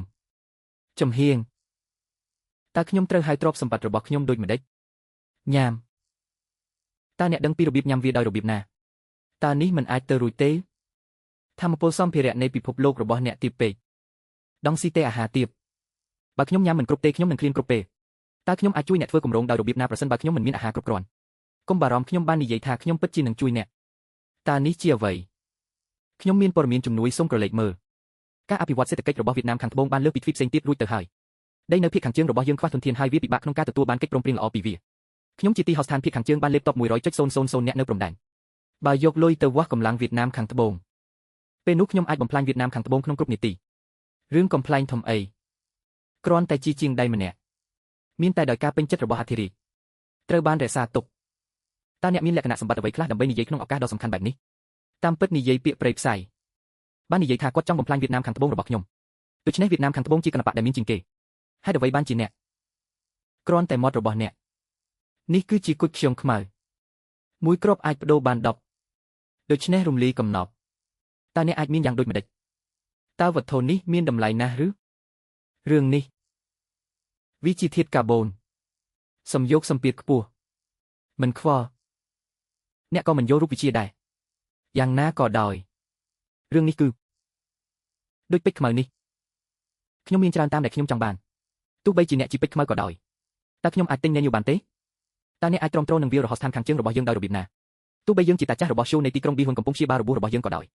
ប៉ុន្តែយើងបានត្រៀមតប100,000នាក់រួចហើយអ្នកត្រូវតែទេកងទ័ព100,000នាក់ពិតជាបានចុះចាញ់ដាហងមែនអ្វីតើវាអាចទៅរួចដោយរបៀបណាកងទ័ព100,000នាក់បានចុះចាញ់ទោះបីជាអ្នកមិនអាចទិញ Black Diamond Pill នៅប៊ីហ៊ុនក៏ដោយប៉ុន្តែវាអនុញ្ញាតឲ្យ 100,000 ទាំងនេះប្រយុទ្ធនៅលើសមរភូមិពេញមួយឆ្នាំប៉ុន្តែទីហ៊ានដែលគ្មានលុយបានដោះស្រាយអនុញ្ញាតឲ្យពួកគេនិងក្រុមគ្រួសាររបស់ពួកគេរស់នៅជាមួយគ្នាតាមរបៀបធម្មតាខ្ញុំត្រូវបានគេបោះបង់ចោលផែនការឆ្នាំក្នុងការបង្កើតខូចណាស់ខ្ញុំមិនដែលឮមនុស្សបែបនេះក្នុងរាជវង្សឆៅពីមុនមកទេបំណងប្រាថ្នារបស់ខ្ញុំមិនមានអ្វីពិសេសទេសិល្បៈនៃអាថ៌កំបាំងនៃស្ថានសួគ៌ក៏សម្រាប់ការល្អព្រះនាងនេះចង់ឃើញតើប្តីនេះមកពីណាមិនអាចទៅរួចតើគាត់អាចក្លាយជាអត្ថិភាពដែលកើនឹងស្ថានសួគ៌យ៉ាងដូចម្ដេចលោកខយួនមិញតើអ្នកបានឃើញអ្វីនៅលើផែនដីវេទមន្តតើអ្នកបានធ្វើអ្វីខ្លះនៅលើផែនដីនេះវាជាឈាមដែលហើយសត្វមានជីវិតទាំងអស់ព្រះនាង3អង្គតើខ្ញុំអាចនិយាយអ្វីទៀតខ្ញុំដេឆៅមានតែយ៉ាវហ្វែនតែម្នាក់ឯងបន្ទាប់មកយើងនឹងបំផ្លាញផែនការរយៈពេលវែងរបស់នគរទាំង3របស់អ្នកគ្រាន់តែអ្នកកំពុងព្យាយាមធ្វើឲ្យខ្ញុំដេឆៅចុះចាញ់អ្វីទៅជារឿងកំ pl ែងព្រះចៅអធិរាជបានប្រកាសថាទ្រង់នឹងរក្សាលំនឹងលំនាំនៃនគរទាំង4ចាប់ពីពេលនេះទៅព្រះនាងនៃនគរទាំង3នឹងរៀបការជាមួយយ៉ាវហ្វែនពិភពអមតៈតែងតែគោរពនៅកម្លាំងគ្រប់មធ្យោបាយនិងផែនការគឺគ្រាន់តែជាពុកមួយនៅចំពោះមុខកម្លាំងដាច់ខាតទោះបីដូនតា3នាក់ត្រូវរបួសប៉ុន្តែកម្លាំងប្រយុទ្ធកម្រិតខ្ពស់នៃនគរទាំង3នៅតែមានស្ដេចនៃប្រទេសផ្សេងនៅតែមានជ័យជំនះ5ដងដើម្បីអស់កម្លាំងបើនគរទាំង3ចូលរួមគ្នានោះពួកគេមិនចាំបាច់ចាញ់នគរចៅឡើយនោះហើយជាពិតប្រាកដប្រសិនបើយើងជានគរទាំង3ត្រូវបានគេជឿអ្នកត្រូវតែបង្ហាញកម្លាំងពិតរបស់អ្នកប្រកួតប្រជែងជាមួយយើងបើមិនដូច្នេះទេយើងជានគរទាំង3នឹងត្រូវស្លាប់ជាមួយនឹងអ្នករាល់គ្នាព្រះនាងនេះចង់ស្លាប់ជាជាងរៀបការបាទមិនដែលបន្ថែមគាត់ទេមិនអីទេនោះជាករណីបន្ទាប់មកយើងធ្វើកិច្ចព្រមព្រៀង3ថ្ងៃក្រោយមកការប្រកួតនៅលើកំពូលភ្នំវូលូភីកអ្នកឈ្នះ4គោក្នុងនាមជាប្រធានកិត្តិយសថ្មីគោរពបូជាដល់ប្រទេស3ទៀតភរិយារបស់អធិរាជអ្នកនៅទីនេះបិទមាត់អ្នកស្រុកនឹងក្លាយជាអធិរាជមានតែអធិរាជចុងក្រោយនៃឋានសួគ៌9ប៉ុណ្ណោះនិងម្ចាស់បំណុលមានតែពេលនោះទេដែលអ្នកអាចរៀបការជាមួយខ្ញុំបានកុំគិតខ្ញុំធ្លាប់មានទំនាក់ទំនងអាពាហ៍ពិពាហ៍ជាមួយប្តីរបស់ខ្ញុំដូច្នេះសំណាងអ្នកគ្រាន់តែជាមនុស្សជាទីពេញចិត្តរបស់ខ្ញុំប៉ុណ្ណោះមួយក្នុងចំណោមសត្វចិញ្ចឹមដ៏លំបាកជាច្រើនចាប់តាំងពីអ្នកបានទាញយកប្រយោជន៍ពីខ្ញុំច្រើនអ្នកត្រូវតែសងបំណុលអ្នកត្រូវចូលរួមជាមួយតុលាការក្នុងនាមជាមន្ត្រីដើម្បីជួយខ្ញុំស្ត្រីវ័យក្មេងតើមានអ្វីកើតឡើងនៅថ្ងៃនោះអ្នកថាអ្នកនឹងសម្លាប់ខ្ញុំប្រសិនបើអ្នកមិនសម្លាប់ខ្ញុំត្រូវបានបង្ខំប៉ុន្តែកុំបារម្ភអ្នកគឺខ្ញុំយ៉ាវហ្វែននៅក្នុងពិភពទាំងពីរនេះស្ត្រីតែមួយគត់ដែលបានរស់នៅតាមកេរ្តិ៍ឈ្មោះរបស់វ៉ាសខ្ញុំនឹងទទួលខុសត្រូវចំពោះអ្នកប្រព័ន្ធផ្សព្វផ្សាយច្បាស់លាស់កំពុងរៀបការប៉ុន្តែតើអ្នកឲ្យខ្ញុំមើលការខុសត្រូវឬខ្ញុំពិតជាមិនយល់ទេវិធីដោះស្រាយបញ្ហាការងារប្រពៃណីវានឹងមិនដំណើរការទេអ្នកត្រូវតែជួយខ្ញុំនឹងបោះត្រាអ្នកជាម្ចាស់ដាំត្នោតអិនត្រី ព្រះអង្គគុំចាស់មានការបញ្ជាទិញយ៉ាប់ណាស់អត់មានទេឬចៅបាននាំខ្ញុំមកទីនេះចិត្តពេកខ្ញុំគ្រាន់តែខ្លាចថានឹងមានពាក្យចាំអារ៉ាមអំពីខ្ញុំនាពេលអនាគតបន្ទាប់មក Royal Horse និង Main Hall Steward បង្កាត់សេះរបស់ខ្ញុំហើយបើកឡានរបស់ខ្ញុំប្រភេទដែលតែងតែហៅ Royal Horse និង Main Hall Steward នេះមិនមែនគ្រាន់តែបង្ខំសេះឲ្យសួរសំណួរទេក្រៅពីបងស្វាទេខ្ញុំមិនអាចបើកបរបានទេតើអ្នកមិនបាននិយាយថាអ្នកជាអ្នកនាំសម្បត្តិទេគាត់មិនអាចសំបីតែបើកឡាននោះហើយជាវាបើអ្នកហ៊ានប្រឆាំងខ្ញុំទៀតប្រយ័ត្នស្រីក្រមុំម្នាក់នេះភរិយារបស់ព្រះមហាក្សត្រយានីអ្នកគឺជាខ្ញុំនៅក្នុងពិភពលោកនេះស្ត្រីតែម្នាក់គត់កុំបារម្ភខ្ញុំនឹងទទួលខុសត្រូវចំពោះអ្នកមនុស្សទាំងនោះមកពីគោទាំង3មកពីអ្នកហ៊ានធ្វើបាបប្រពន្ធខ្ញុំបន្ទាប់មកខ្ញុំសូមឲ្យអ្នកដោះស្រាយពួកគេជាអំណោយសម្រាប់អាពាហ៍ពិពាហ៍កុំហៅខ្ញុំថាប្រពន្ធអ្នកស្រុកទៀតអីអ្នកស្រុកគឺជាម្ចាស់នៃរដ្ឋធំមិនដែលចាត់ទុកទំនាក់ទំនងផ្ទាល់ខ្លួនរវាងកុមារឡើយអ្នកចង់រៀបការព្រះចៅអធិរាជបានឲ្យរៀបអភិសេកជាមួយព្រះនាងនៃនគរទាំង3មិនគ្រប់គ្រាន់ទេវាជាការពិតដែលនារីវ័យក្មេងពិបាកដេញជាងផ្កាប៉ុន្តែខ្ញុំយ៉ាវ៉ែនឈិនខ្ញុំបោះបង់ចោលតាំងពីដំបូងធ្វើតាមអធិរាជនេះហើយបង្ហាញកម្លាំងរបស់អ្នកមានទេពកោសល្យគ្មានទីបញ្ចប់មិនចាំបាច់គិតអំពីអ្វីផ្សេងទៀតទេបើអ្នកប្រព្រឹត្តមិនល្អនៅថ្ងៃស្អែកមិនអីទេក្នុងការបាត់បង់ព្រះចៅអធិរាជបានចេញបញ្ជាភ្លាមកុំឲ្យអ្នកណាក្នុងលោកនេះឲ្យអ្វីបរិភោគឡើយឃ្លានស្លាប់អ្នកល្ងងរដ្ឋាភិបាលក្នុងតំបន់កំពុងជ្រើសរើសបុរសអាក្រក់ចំនួន300នាក់ខ្ញុំខឹងខ្លាំងណាស់ព្រះអង្គម្ចាស់នៃប្រទេសវៀតណាមខាងត្បូងសេនធៀនជួសជុលដាវនៅល្អបំផុតរបស់វាការបាញ់ប្រហាររបស់ម្ដាយវ័យក្មេងព្រិលបូព្រានេះខ្លាចទឹកនឹងផ្លូវរួមក្រោមដី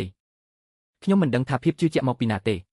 ហ៊ានប៉ះបោប្រឆាំងនឹងអ្នកដទៃហើយច្បាំងនឹងនគរទាំង3ព្រះចៅអធិរាជដងហ្វេងឆោដេងមិនពិបាកជំនួសទេវាជាការប្រសើរដែលមានអ្នកនៅក្នុងជួរកងទ័ពរបស់យើងឈ្មោះនេះមិនយិនមេដឹកនាំនៃព្រះរាជាណាចក្រលោកខាងលិចហងមេងព្រះ5នៅក្នុងកញ្ចក់លេងហងវីប្រហាយិនហងវូបេសហម្ចាស់នគរទាំង3ខ្ញុំមិនចាប់អារម្មណ៍ទេសម្រាប់អ្នកស្ត្រីនិងអាហារនៅទីក្រុងដាហៅកងទ័ពរបស់យើងពិតជានឹងចាប់យកវា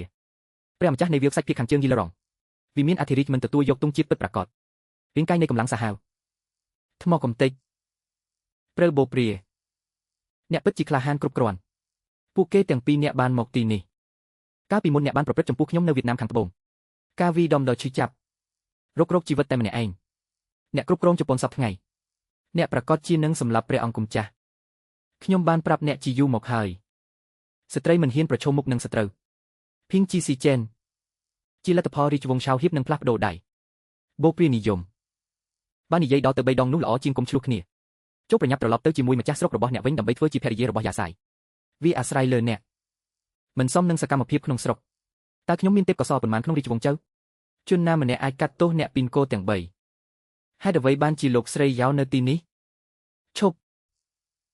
សប្តាហ៍នេះព្រះមហាក្សត្រប្រយុទ្ធនឹងព្រះម្ចាស់នៃនគរទាំង3គ្មាននរណាម្នាក់ត្រូវបានអនុញ្ញាតឲ្យចូលទៅក្នុងភ្នំនោះទេខ្ញុំគ្រាន់តែឡើងភ្នំ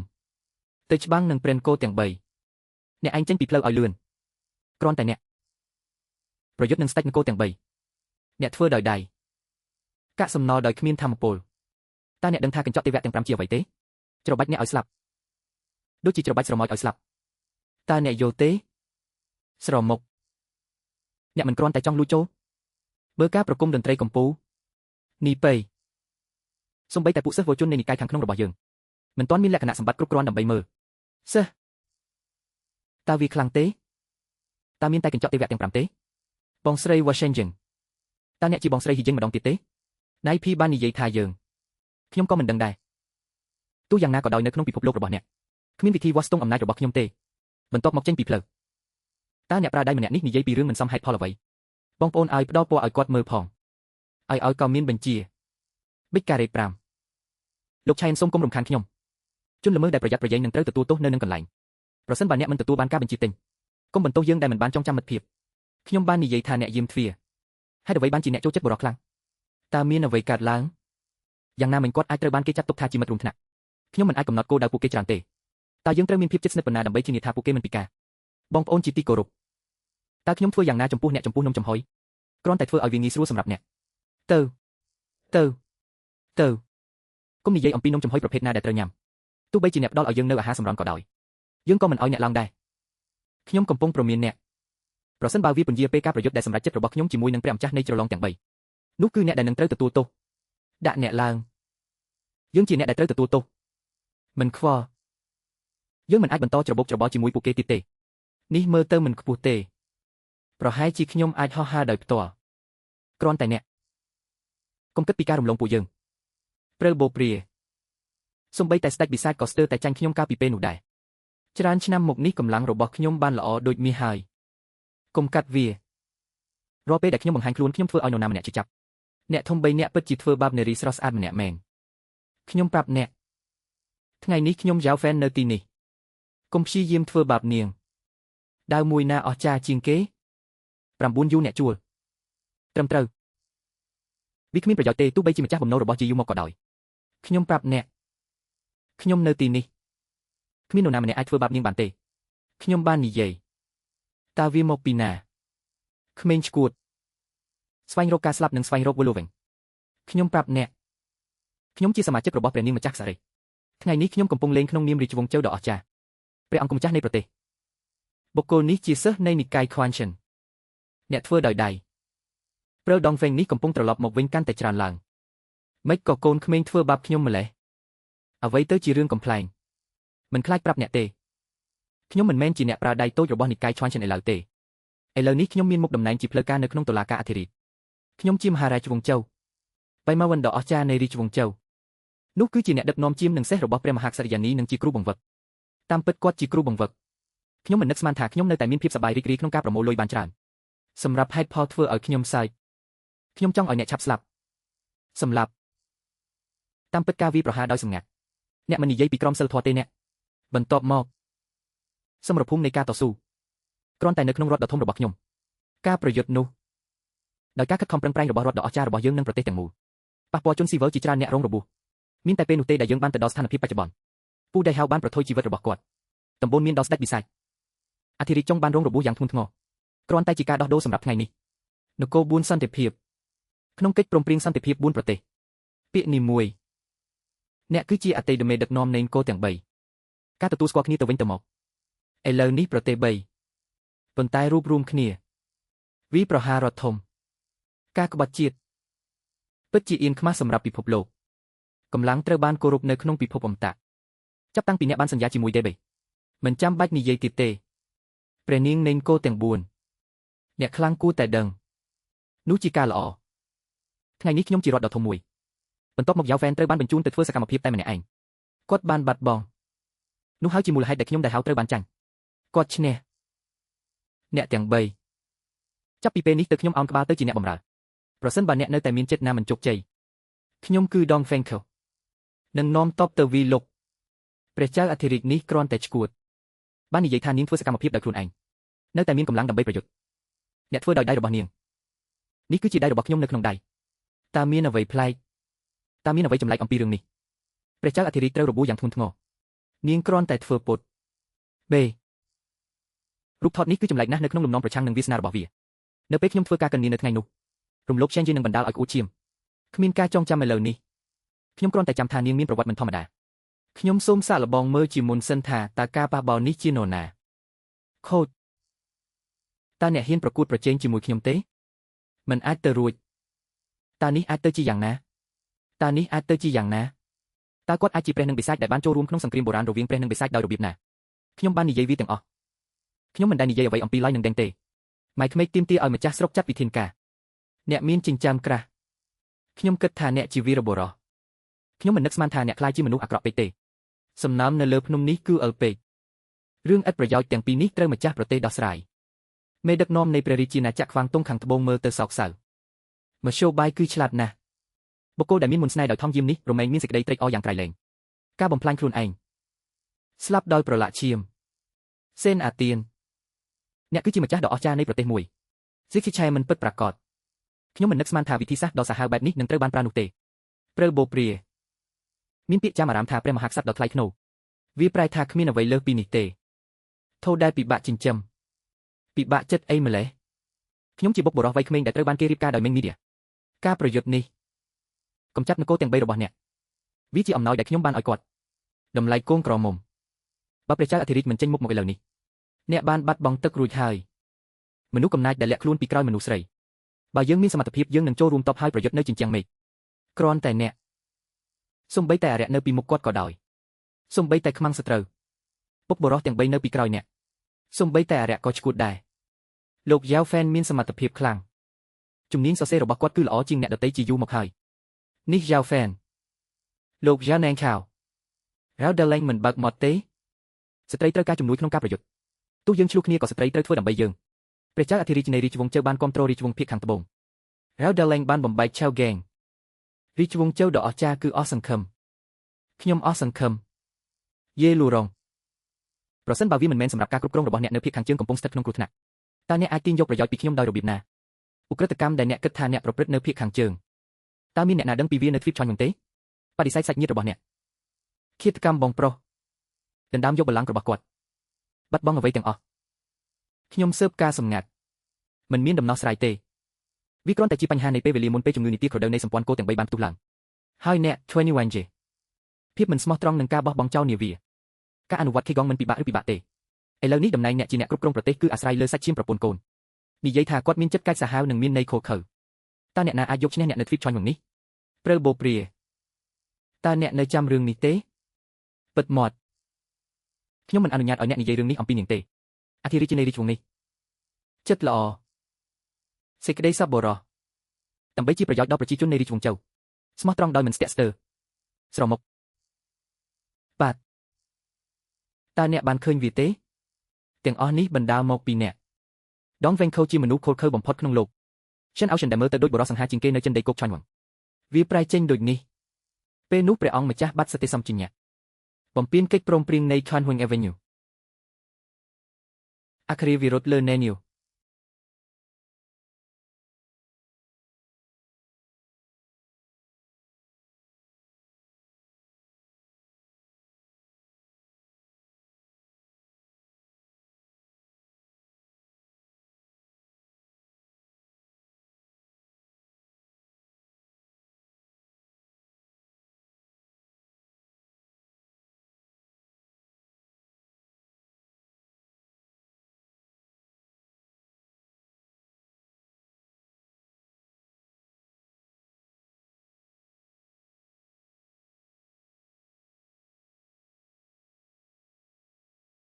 អ្នកស្បត់ថាមិនធ្វើជាមនុស្សបើខ្ញុំមិនបានលើអំពីហេតុការណ៍កន្លងមកនេះតើតែព្រះមហាក្សត្រមានចិត្តខូចខើវាមានតែនៅទីក្រុងប៊ីហួនដែលខ្ញុំមិនអាចទ្រាំទ្របានប៉ុន្មានឆ្នាំកន្លងមកនេះតើតែប្រទេសទាំង4អាចរស់នៅក្នុងសន្តិភាពនិងសុខដុមរមនាព្រះចៅអធិរាជសម្លាប់ម្ដងទៀតប៉ុន្តែគាត់នៅតែអាចបញ្ចេញបច្ចេកទេសហាមឃាត់ដ៏មានឥទ្ធិពលបែបនេះព្រះចៅអធិរាជប្រកាសសង្គ្រាមចូលចេញទៅប្រយុទ្ធនឹងសត្វយើងចែករំលែកសេចក្តីប្រាថ្នាដូចគ្នាត្រូវតែទៅគ្រប់សមរភូមិក្នុងពិភពលោករបស់យើងមនុស្សងងបែបនេះវាបានប្រែក្លាយជាការរួមបញ្ចូលគ្នាលើកដំបូងរវាងចិនដីគោកនិងអូស្ត្រាលីវាហាក់ដូចជាថាទំនាក់ទំនងរវាងដេហ្សង់និងវៀតណាមខាងត្បូងត្រូវបានចងចប់និងស្លាប់ប្រពន្ធចុងដោះសោភាពជាប់លាប់នៃអគ្គរាវិរុទ្ធនេះមានកន្លែងទំនេរច្រើនទៀតតើអ្នកបានឮទេមិនរលាយមានអ្វីមួយបានកើតឡើងចំពោះ Demon Lord នៅក្រោមយ៉ែងឆេះខ្ញុំមិនដឹងថាពេលណាវានឹងវាប្រហារម្ដងទៀតទេយើងទាំងអស់គ្នាគួរតែរួបរวมគ្នាបោះបង់ការស្អប់របស់អ្នកជាមុនសិនផ្ដល់ឲ្យអរិយជាមួយគ្នានេយូនិងអធិរាជមានចំនួនបង្ហូរឈាមខ្ញុំកំពុងតែស្លាប់អគ្គរាវិរុទ្ធដ៏អស្ចារ្យសម្រាប់ថ្ងៃស្អែកវាជាកាំបិតដ៏មុតដែលព្យួរលើក្បាលរបស់យើងតើអ្នកអាចជំនួស Ten Shannon បានទេមានតែការបែងចែករដ្ឋធំប៉ុណ្ណោះខ្ញុំជាប្រជាជននៃអធិរាជខាងជើងនឹងមិនមានគំនិតប្រឆាំងនឹងអ្នកដទៃមិនអីទេនោះជាករណីចូលដោះស្រាយវាទាំងស្រុងនៅថ្ងៃនេះនៅទីបញ្ចប់ពួកយើងបានបាត់បង់ហើយដែលហៅត្រូវបានទុកចោលក្នុងឧបករណ៍ផ្ទាល់ខ្លួនរបស់គាត់ស្វាមីជោគវាសនារបស់ដែលហៅនិងខ្ញុំគឺអាស្រ័យលើអ្នកទាំងស្រុងកុំធ្វើឲ្យខ្ញុំខកចិត្តប្រពន្ធឲ្យចុងក្រោយសុខចិត្តសារភាពថាខ្ញុំជាប្តីរបស់អ្នកឬកុំបារម្ភគ្រាន់តែមើលឲ្យល្អអ្នកទាំង3សូមស្ដាប់ខ្ញុំប្រសិនបើអ្នកចុះចាញ់ឥឡូវនេះខ្ញុំក៏អាចការពារអ្នកពីការឈឺចាប់បើមិនដូច្នេះទេនឹងមានការប្រយុទ្ធគ្នានៅពេលក្រោយខ្ញុំមិនអាចគ្រប់គ្រងភាពធ្ងន់ធ្ងរបានទេប្រហែលជាគ្រោះថ្នាក់មួយនឹងបំផ្លាញអ្នកទាំងអស់គ្នាគាត់ត្រូវតែជាគ្រូពេទ្យរបស់លូដេខ្ញុំគ្រាន់តែជឿគាត់ឈွန်យួនខឹងខ្លាំងណាស់នៅទីនេះលើកលែងតែបូជុនមានសត្វដែលយើងទាំង3មិនអាចយកឈ្នះជាមួយគ្នាសម្រាប់គាត់អស់មួយជីវិតក្បាលបន្តផ្ទាល់អាចប្រើបានវាពិតជាលំបាកណាស់ក្នុងការបញ្ចុះបញ្ចូលគាត់ឲ្យស្លាប់ព្រោះអ្នកទាំង3ជាសុភាពបុរសបែបនេះអញ្ចឹងកុំបន្ទោសខ្ញុំថាមានសុជីវធម៌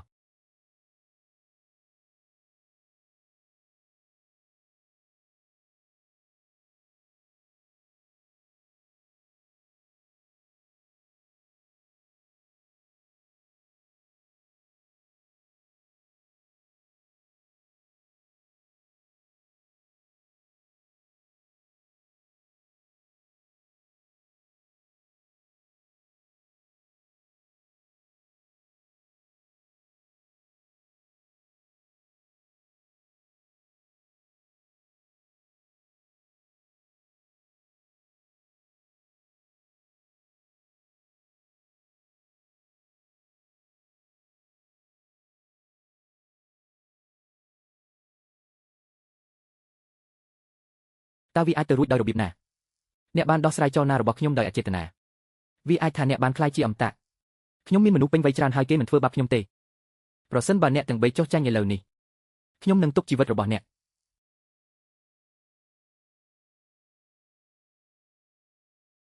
តើអ្នកដឹងទេអ្នកកំពុងប្រឈមមុខនឹងអំណាចដ៏ទេវភាពពិតគាត់ខ្លាំងជាងអគ្គរដ្ឋវិរុទ្ធដ៏អស្ចារ្យរបស់ខ្ញុំទៅទៀតខ្ញុំបាននិយាយមុនថាគាត់ពូកែប្រយុទ្ធនឹងតបវិសាចតើអ្នកនៅតែមានការសង្ស័យទេឥឡូវនេះជំរាបសួរដងវេងខុសគ្មានឆ្នោតទេដែលអ្នកហ៊ានទល់មួយទល់នឹង3ទូនៃដៃរបស់អ្នកត្រូវបានលាក់យ៉ាងល្អញូរបស់ខ្ញុំធ្វើពីដែក Shenwei វាមិនអាចទៅរួចទេសម្រាប់ Flip Chon ដែលមានសម្ភារៈពិបាកជាងគាត់បានវាយក្បាលខ្ញុំយ៉ាងខ្លាំងខ្ញុំសង្ស័យថាគាត់មិនមែនជាមនុស្សម្នាក់ក្នុងគ្រោះមហន្តរាយនេះតតែសោះយើងជានរណាវាមិនអាចទៅរួចទេសម្រាប់ Flip Chon ដើម្បីឲ្យមានអត្ថភាពនៃឋានសុខបែបនេះខ្ញុំបានប្រាប់អ្នកទាំងអស់គ្នាហើយខ្ញុំជាបៃម៉ាវិននៃថ្ងៃដ៏អស្ចារ្យខ្ញុំនឹងសួរអ្នកម្ដងទៀតតើអ្នកជឿអត់ប្រសិនបើអ្នកមិនជឿបន្តប្រយុទ្ធជាមួយខ្ញុំទទួលយកភ្លាមនោះសូមអភ័យទោសចំពោះកូនប្រសារស្រីរបស់ខ្ញុំចាប់ពីពេលនេះទៅអ្នកទាំង3កុំរួមកម្លាំងដើម្បីថាបំដងទៀតយើងសុខចិត្តចុះចាញ់នៅថ្ងៃដ៏អស្ចារ្យចាត់ទុកដារីជាព្រះនាងយើងសុខចិត្តចុះចាញ់នៅថ្ងៃដ៏អស្ចារ្យចាត់ទុកដារីជាព្រះនាងជេកបេដងអធិរាជទំនិញទាំងនេះតើអ្នកនឹងដោះស្រាយវាដោយរបៀបណាខ្ញុំសូមអង្វរព្រះអង្គមេត្តាប្រោសផងខ្ញុំជាឱសិនខ្ញុំធ្វើអ្វីដែលខ្ញុំនិយាយហើយធ្វើអ្វីដែលខ្ញុំនិយាយកុំពាក់ព័ន្ធព្រះនាងយើងដរាបណាអ្នកមិនមានបំណងបន្តធ្វើបាបដាយ៉ៅទេមនុស្សដែលនៅសល់កំពុងរងចាំខ្ញុំដូច្នេះខ្ញុំនឹងមិនចូលរួមច្រើនពេកទេនៅក្នុងការប្រកួតនេះ1ទល់នឹង3ជ័យជំនះដ៏អស្ចារ្យតំណែងរបស់ព្រះនាងគឺមិនអាចរង្គោះរង្គើបានទេប្រទេសទាំង3បានដកថយត្រៀមខ្លួនចុះចាញ់បាទកូនប្រសារចុះកាដូអាពាហ៍ពិពាហ៍នេះពី Jeffrey Kingdoms វិញឥឡូវអ្នកអាចទទួលស្គាល់ថាខ្ញុំជាប្តីរបស់អ្នកតើប្តីខ្ញុំប្រាប់អ្នកអំពីអ្វីប៉ុន្តែលើកនេះអ្នកធ្វើបានល្អខ្ញុំអាចផ្ដល់រង្វាន់ដល់អ្នកខ្ញុំនឹងផ្ដល់រង្វាន់ដល់អ្នកជាមួយនឹងការផ្សព្វផ្សាយសម្រាប់ការបញ្ជាទិញជំនួយការរថយន្តតើអ្នកបញ្ជារទេះមិនមែនជាប្រធានរទេះទេឬខ្ញុំមិនអាចទេបើមិនដូច្នោះទេគ្រាន់តែថើបខ្ញុំរមៀលប្រពន្ធខ្ញុំគួរឲ្យស្រឡាញ់បេះដូងខ្ញុំមិនខ្វល់ពីនាងទេតើអ្នកបានជួបប្រទេសអ្វីខ្លះមានតែពេលនោះទេគាត់នឹងក្លាយជាបុរសល្អបំផុតក្នុងពិភពលោកកូនប្រសារកុំបារម្ភខ្ញុំពិតជានឹងខិតខំបន្ថែមទៀតរហូតដល់អ្នកពិតជាទទួលយកខ្ញុំបាទអធិរាជពិតជាថតបានតែបុរសម្នាក់ប៉ុណ្ណោះទ្រង់បានកំចាត់អ្នកគ្រប់គ្រងនគរទាំង3តើយើងគួរធ្វើអ្វីបន្តទៀតរ៉ាវហ្វែននេះបានចេញមកពីកន្លែងណាគឺជាបញ្ហាដ៏ធំមួយដើម្បីដោះស្រាយជាមួយអធិរាជយើងត្រូវតែដោះស្រាយជាមួយយ៉ាវហ្វែនជាមុនសិនបើមិនដូច្នោះទេវានឹងបន្តអ្នកពិតជាអាចក្លាយជាប្រពន្ធចុងរបស់បុរសនេះបើទោះជាព្រះនាងនេះសោយទីវង្គតក៏ដោយក៏ព្រះអង្គមិនរៀបការជាអ្នកធ្វើជាស្នំដែរយើងបានលើកអំពីវាជាយូរមកហើយព្រះចៅអធិរាជទូចថាយើងរៀបការជាមួយយ៉ាវហ្វែនមេដៃតូចនោះជាស្រីឆ្នំព្រះនាងនៃនគរទាំង3បានស្នាក់នៅទីក្រុងដាហៅក្នុងនាមជាប្រតុងអាចការពារនគរទាំង3ពីការបះបោរម្ដងទៀតអធិរាជមានជួរដ៏ល្អនៃកោដកម្មតើអ្នកនឹងដោះស្រាយយ៉ាងណាចំពោះយ៉ាវហ្វែនដ៏អាក្រក់នេះព្រះនាងនេះកាន់តែចង់ដឹងចង់ឃើញយ៉ាវហ្វែនកាន់តែខ្លាំងប្រសិនបើអ្នកពិតជាអាចកម្ចាត់ស្តេចធំទាំង3ដោយខ្លួនឯងបានមែនបើអ្នកពិតជាចង់រៀបការជាមួយគាត់វាមិនដូចជាអ្នកមិនបានជួបគាត់ទៀតទេឈួនម៉ៃអ្នកមិនមានមនុស្សប្រុសទេខ្ញុំនៅតែមិនជឿថាមានទេពកោសល្យអស្ចារ្យជាងខ្ញុំនៅលើលោកនេះរ៉ាវឆេននេះច្បាស់ជាបានប្រើអាវុធវេទមន្តខ្លះហើយឈ្នះដោយភាពវៃឆ្លាតប្រសិនបើអ្នកមិនជឿព្រះនាងនេះអាចបញ្ជាក់ដល់អ្នកបើអ្នកពិតជាចង់ដោះស្រាយជាមួយគាត់សូមកុំងាយស្រួលដរាបណាអ្នករកវិធីចាប់វារកវិធីដើម្បីចង់ខ្ញុំទុកអ្វីដែលនៅសល់ឲ្យខ្ញុំ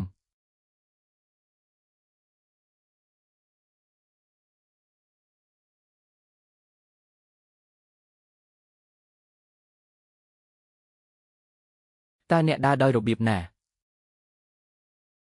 ហេតុអ្វីបានជាអ្នកព្រះនាងនៃភូមិភាគខាងលិចហេតុអ្វីបានជាអ្នកដើរជុំវិញបើអ្នកមិនទាន់ត្រឡប់ទៅវិញទេសូមខ្ចប់វាឲ្យលឿនភ្លាមនាងនឹងរៀបការជាមួយខ្ញុំជាប្រពន្ធចុងរបស់ខ្ញុំ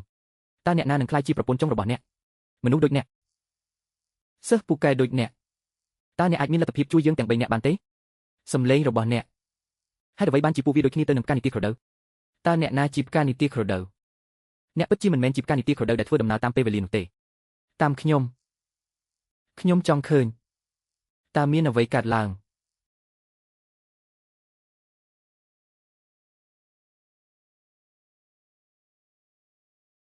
វេទមន្តបានស្លាប់ ตาមានអ្វីកាត់ឡើងអាយ៉ាការបង្កើតនេះវាមានកម្លាំងខ្លាំងជាងស្ថានសួគ៌នៅតំបន់ភាគខាងលិចរបស់យើងដោយមិននឹកស្មានដល់ចាន់ហួរនិងឈួនយូវ៉ាមីងនេះពិតជាមនុស្សដូចគ្នាចាន់ហួរគឺជាក្លូនរបស់ឈួនយូវ៉ាមីងនៅក្នុងពិភពមុនសការ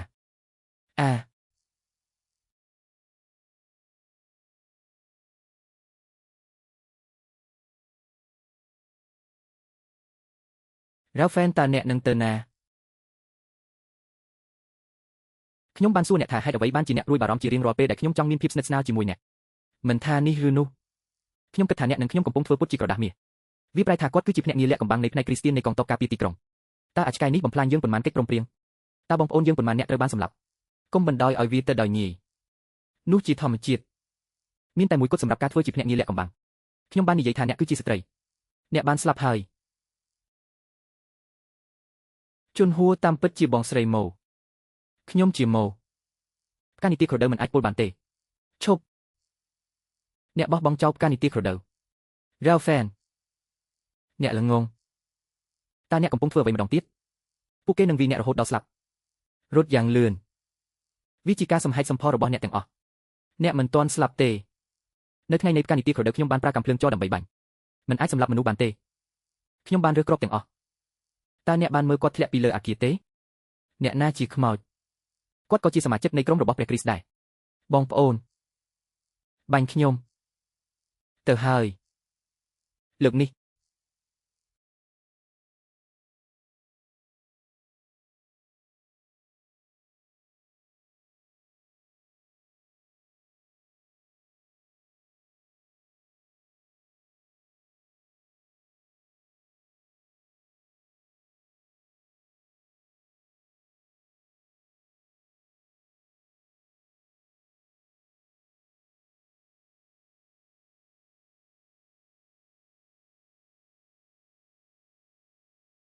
អ្នកល្ងងតើអ្នកកំពុងធ្វើអ្វីមកវិញដឹងទេថាវាគ្រោះថ្នាក់ដល់កម្រិតណាបេះដូងវាស្រដៀងគ្នាខ្លាំងណាស់អ្នកគឺដូចគ្នាទៅនឹងខយមិន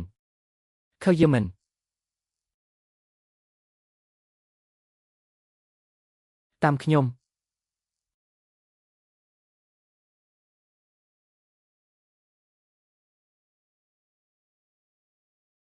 តើអ្នកជានរណានឹកស្មានមិនដល់ជន់ហួរនិងចៅស្រីរបស់ខ្ញុំគឺជាប្រភេទសត្វដូចគ្នាផ្កានីតិក្រដៅត្រូវបានប៉ាក់ពោតខ្យល់នៅលើមេឃ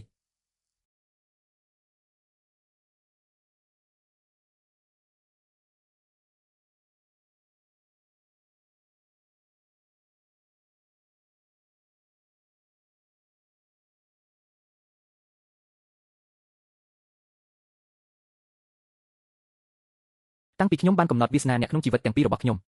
វាបង្ហាញថាអ្នកនិងខ្ញុំមានទំនាក់ទំនងយ៉ាងជ្រាលជ្រៅខ្ញុំសុខចិត្តរៀបការជាមួយអ្នក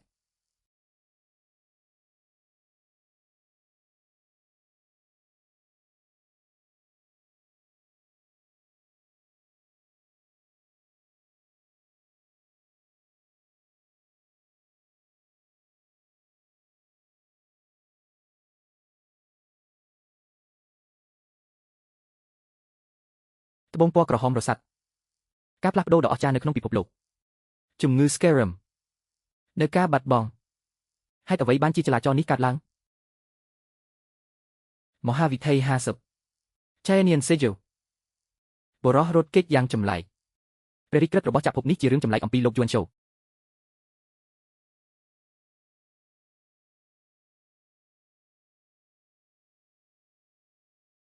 សេចក្តីសម្រេចនេះគឺមិនអាចយល់បាន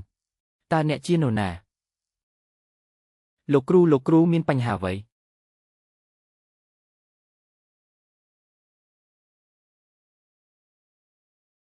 លោកគ្រូកុំខ្លាចខ្ញុំអីម៉ែនៅខ្ញុំនឹងប្រើផែនការរបស់ Shen ដើម្បីធ្វើការកញ្ញារបស់ Yao Fan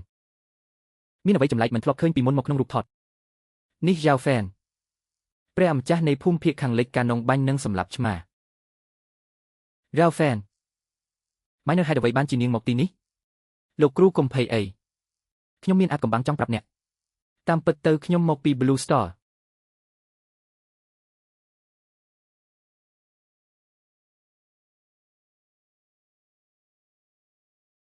នោះហើយជារបៀបដែលវាគឺជានោះហើយជាវា ចុះពេលនេះអ្នកជាអ្វីកុំបារម្ភលោកគ្រូខ្ញុំនៅតែជាកូនជាងរបស់អ្នកដូចមុនដែរតើអ្នកមានអារម្មណ៍យ៉ាងណាចំពោះរាងកាយឥឡូវនេះខ្ញុំមិនអីទេជួយខ្ញុំឡើងខុសបានមើលពីក្រញាំនេះមិនសមហេតុផលទេអ្នកត្រូវតែមានអត្តសញ្ញាណមួយផ្សេងទៀតគ្មានសទេអាចកំបាំងរបស់ខ្ញុំបានប្រាប់អ្នកគ្រប់យ៉ាងអ្នកនិយាយយឺតខ្ញុំនឹងទៅមុនរបៀបបានកើតឡើងយ៉ាងច្រើនចៅហ្វាយរបស់អ្នកមិនអាចនិយាយអ្វីដោយផ្ទាល់បានទេបេតាមពិតខ្ញុំចង់និយាយខ្ញុំសុខចិត្តរៀបការជាមួយបងប្រុសយ៉ាងរបៀបអ្នកបានសន្យាថានឹងរៀបការជាមួយគាត់លោកគ្រូមិនយល់ស្របទេផ្ដេកជីស៊ីជីនដាកាបង្កើតទៅលេ change ជីវិតសិក្សាលើមេឃខ្ញុំបានរកឃើញវានៅគ្រប់ទីកន្លែងដែលខ្ញុំបានទៅមេឃខ្ពស់ហើយមិនអាចទីទុកជាមុនបានវាពិតជាមិនមែនសមុទ្ររបស់យើងអាចហោះហើរខ្ពស់ពេកបាទខ្ញុំមិនដែលគិតអំពីវាទេមិនដែលមានអារម្មណ៍ទេខ្ញុំពិតជាមានខ្លួនភាពខាងវិញ្ញាណនៅក្នុងពិភពមួយផ្សេងទៀតលោកយូបានយកឈ្នះលោកយ៉ៅបំបីក្របាំងមានតែពេលនោះទេដែលខ្ញុំបានបញ្ចូលគ្នាជាមួយខ្លួនរបស់ខ្ញុំបំបីក្របាំងតើបាំងណែណាតើគាត់បានធ្វើវាដោយរបៀបណាភាពតាក់ទាញរបាំងគឺនៅហ្គេស៊ឹកចុះលោកយ៉ៅបានធ្វើបែបណាកូនជាងគ្មានផ្លូវដឹងទេហើយខ្ញុំគិតទោះបីជាយើងដឹងក៏ដោយក៏មិនអាចធ្វើបានដែរអ្វីដែលអ្នកបាននិយាយគឺសមហេតុផលប៉ុន្តែអ្វីចាប់តាំងពីអ្នកសុខចិត្តរៀបការជាមួយយ៉ាវហ្វែនចៅហ្វាយនឹងមិនបញ្ឈប់គាត់ដោយធម្មជាតិទេអ្នកមិនបានទាញយកប្រយោជន៍ពីអាពាហ៍ពិពាហ៍របស់អ្នកជាមួយយ៉ាវហ្វែនទេនាំមកនៅផលប្រយោជន៍នៃតំបន់ភាគខាងលិចរបស់យើងបន្ទាប់មកតើខ្ញុំគួរធ្វើអ្វីព្រះនាងនៃភូមិភាគខាងលិចចង់រៀបការជាមួយយ៉ាវហ្វែនជាភរិយារបស់គាត់បាទហើយពួកគេហាក់ដូចជាបានចាប់ផ្ដើមរៀបចំថ្លៃបណ្ណាការតើអ្នកពិតជានិយាយថាអ្នកចង់ក្លាយជាប្រពន្ធស្រុកច្បាប់របស់អ្នកមែនទេបាទខ្ញុំពិតជាខឹងណាស់ពេលបានឮដូច្នេះទាំងឈៀវខៃឬហ្សេងថៃចុះរវាងខ្ញុំនិងវីកុងមានរឿងអ្វីទៀតព្រះនាងស្ងប់ចុះព្រះនាងគៀវពិតជាហួសហេតុពេកហើយសម្ព័ន្ធគោទាំង3ដែលបានសន្យាឥឡូវនេះគាត់កំពុងក្បត់ការសន្យារបស់គាត់តើខ្ញុំខឹងទេខ្ញុំមិនមានវិទេនេះជារឿងល្អហើយខ្ញុំមិនទាន់សប្បាយចិត្តនៅឡើយទេនោះជាសិទ្ធតើខ្ញុំអាចខឹងយ៉ាងនេះដោយរបៀបណាដូច្នេះតើយ៉ាវហ្វែនឆ្លើយតបយ៉ាងណាមិនទាន់ដឹងនៅឡើយលេហើយទោះបីខ្ញុំបំផ្លាញផ្ទះទាំងមូលក៏ដោយមាននរណាម្នាក់កំពុងសម្អាតទាំងយប់ទាំងថ្ងៃពិតព្រះអង្គដ៏ចម្រើនព្រះអង្គគុំម្ចាស់នៃភូមិភាគខាងលិចព្រះនាងម្ចាស់ភូមិភាគខាងលិចតើអ្នកហ៊ានក្បត់កិច្ចព្រមព្រៀងដោយរបៀបណាកុំបន្ទោសខ្ញុំថាមិនស្រឡាញ់ការសម្ដែងចិត្តនឹងប្រព្រឹត្តទៅព្រះអង្គគុំម្ចាស់មកយឺតណាស់រឿងសំខាន់ត្រូវតែកើតឡើងព្រះអង្គគុំម្ចាស់ព្រះនាងនៃគោទាំង3នៅតែស្ថិតក្នុងទីក្រុងយ៉ាងណាសកម្មភាពថ្មីប៉ុណ្ណោះចម្លែកបន្តិចសកម្មភាពអ្វីចូលមកពីប្រទេសទាំង3បានធ្វើអាជីវកម្មលក់ដុំកាលពីពេលថ្មីនេះប៉ុន្តែខ្ញុំបានយកតែគ្រឿងផ្គត់ផ្គង់ចូលទីក្រុងប៉ុណ្ណោះប៉ុន្តែបានចាក់ចេញពីទីក្រុងដោយដៃទេវាមិនដូចការធ្វើពាណិជ្ជកម្មទេតើយ៉ាវហ្វែននៅណាតើអ្នកកំពុងធ្វើអ្វីថ្មីនេះព្រះនាងយ៉ាវនិងម្ចាស់កត្រីនៃតំបន់ភាគខាងលិចថ្ងៃនេះដើរទិញអីវ៉ាន់លេងមួយថ្ងៃដំណឹងនេះនឹងរីករាលដល់ពេលអ្នកត្រឡប់មកវិញព្រះនាងនៃភូមិភាគខាងលិចយកព្រមរៀបការជាមួយយ៉ាវហ្វែនមនុស្សពីរនាក់មើលទៅហាក់ដូចជាចេញទៅក្រៅខ្ញុំបានផ្លាស់ប្ដូរវានៅពេលខ្ញុំត្រឡប់មកវិញនេះបើតាមព័ត៌មានដែលមាននៅពេលបច្ចុប្បន្ននោះហើយជាវាមូលហេតុជាក់លាក់នៅតែត្រូវការស៊ើបអង្កេតខ្ញុំកំពុងញ៉ាំទុនសាយខ្ញុំជាមនុស្សស្រីល្ងងមិនក៏ដោយសារមនុស្សស្រីគ្រាន់តែញ៉ាំព្រះនាងក្រហមបន្តិចកម្លាំងទ្វេដងចាំមើលព្រះនាងទាំងនេះខ្ញុំចង់ដឹងពួកគេធ្វើការពីព្រឹកដល់យប់ជារៀងរាល់ថ្ងៃអ្វីគ្រប់យ៉ាងដែលខ្ញុំធ្លាប់ធ្វើអ្វីគ្រប់យ៉ាងបាននិយាយច្បាស់ហើយប្រកាសនោះនៅពេលដែលអ្នកចូលទៅជិតស្ត្រីទាំងនោះទប់ស្កាត់ភ្លាមអូច្បាស់នេះគឺជាសំណាងដែលមិនអាចប្រៀបផ្ទឹមបានរបស់ខ្ញុំនៅផ្នែកខាងលើខាងឆ្វេងដើមឡើយវាត្រូវបានគេប្រើដើម្បីសងសឹកឪពុករបស់គាត់ឥឡូវនេះប្រើវានៅលើ Zhao Fan ស្លាប់រួចហើយ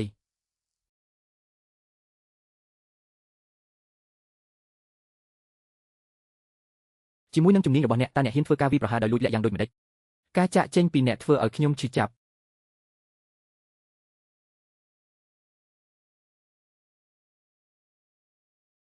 វាគឺជាអ្នកតើអ្នកដឹងទេថាអ្វីដែលអ្នកកំពុងធ្វើគឺសម្លាប់ King ខ្ញុំមិនចង់រៀបការជាមួយមនុស្សដូចអ្នកទេកណ្ដុរដ៏មានឥទ្ធិពលតើអ្នកអាចយកឈ្នះអារក្សបានទេ វាត្រូវតែដោយសារតែអ្វីគ្រប់យ៉ាងអំពីអ្នកតើមានអាវុធវេទមន្តទេឬប្រហែលជាអ្នកបានប្រើប្រវត្តិគ្រួសាររាជវង្សតាមពិតខ្ញុំគ្រាន់តែចង់ឃើញវាតើអ្នកមានសមត្ថភាពពិតប្រាកដទេប្រសិនបើអ្នកពិតជាមានសមត្ថភាពអ្នកនឹងមិនត្រូវគេបាញ់សម្លាប់ដោយដាវរបស់ខ្ញុំទេអ្វីដែលអ្នកបាននិយាយគឺសមហេតុផលខ្ញុំនឹងមិនដេញតាមអ្នកទៀតទេតោះទៅខ្ញុំមិនចាក់ចេញទេយើងច្បាស់ជាមានអាយុប្រហាក់ប្រហែលគ្នាហេតុអ្វីបានជាអ្នកល្អជាងខ្ញុំសូម្បីតែមេដឹកនាំនេនគោទាំង3ក៏មិនសមនឹងអ្នកដែរនោះដោយសារតែអ្នកនៅតែស្គាល់បរិសតិចពេកឥឡូវនេះជាពិសេសបរិសមានគុណភាពដូចខ្ញុំអ្នកត្រូវតែមានធម៌ពលវេទមន្តនៅក្នុងខ្លួនរបស់អ្នកមែនទេតើខ្ញុំអាចមានកម្លាំងនៃអាវុធវេទមន្តដោយរបៀបណាខ្ញុំអាចបន្ទោសអ្នកថាមានកម្លាំងតិចពេកប្រសិនបើអ្នកមិនជឿមករកខ្ញុំប្រសិនបើអ្នករកឃើញកម្លាំងអាវុធវេទមន្តណាមួយខ្ញុំនឹងផ្ដល់ឲ្យអ្នកទាំងអស់ពិតរមាស់ណាស់ល្អអ្នកឯងចៅវង្វេងហេតុអ្វីបានជាអ្នកមិនសមហេតុផលកូនប្រសារ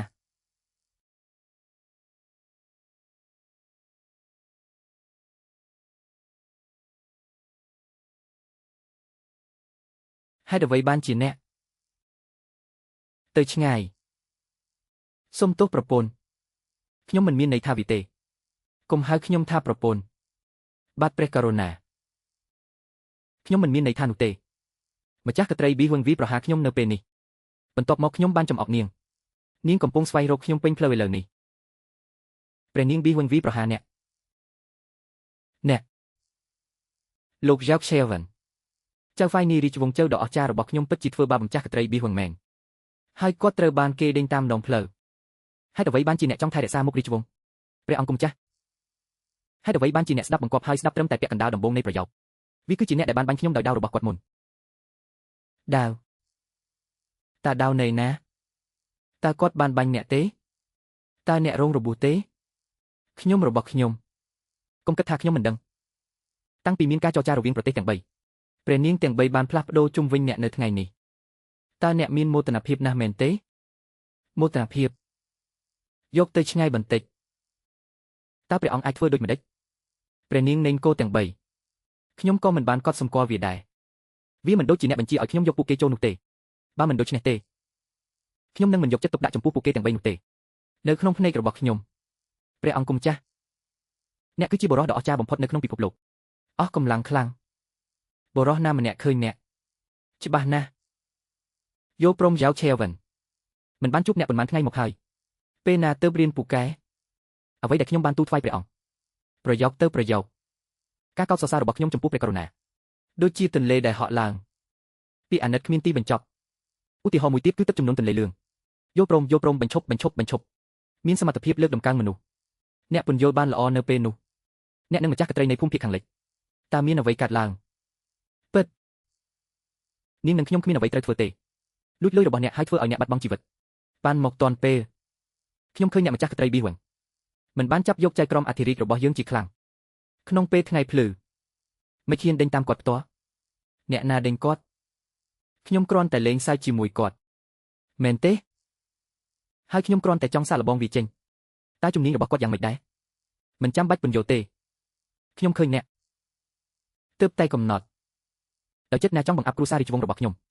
មើលថាតើឆេវ៉ាន់នៅចិត្តអ្នកស្រុកប៉ុណ្ណាប្រភេទនឹងសាមញ្ញគ្រាន់តែធ្វើបាបនាងគឺសាមញ្ញនឹងសប្បុរសអ្នកតើអ្នកមិនបានយកខ្ញុំទៅជាប្រពន្ធចុងរបស់អ្នកទេបន្ទាប់មកខ្ញុំនឹងចែកចង់នាងនឹងប្តីរបស់នាងតើមានបញ្ហាអ្វីទេតើមានអ្វីខុសអ្នកច្រណែន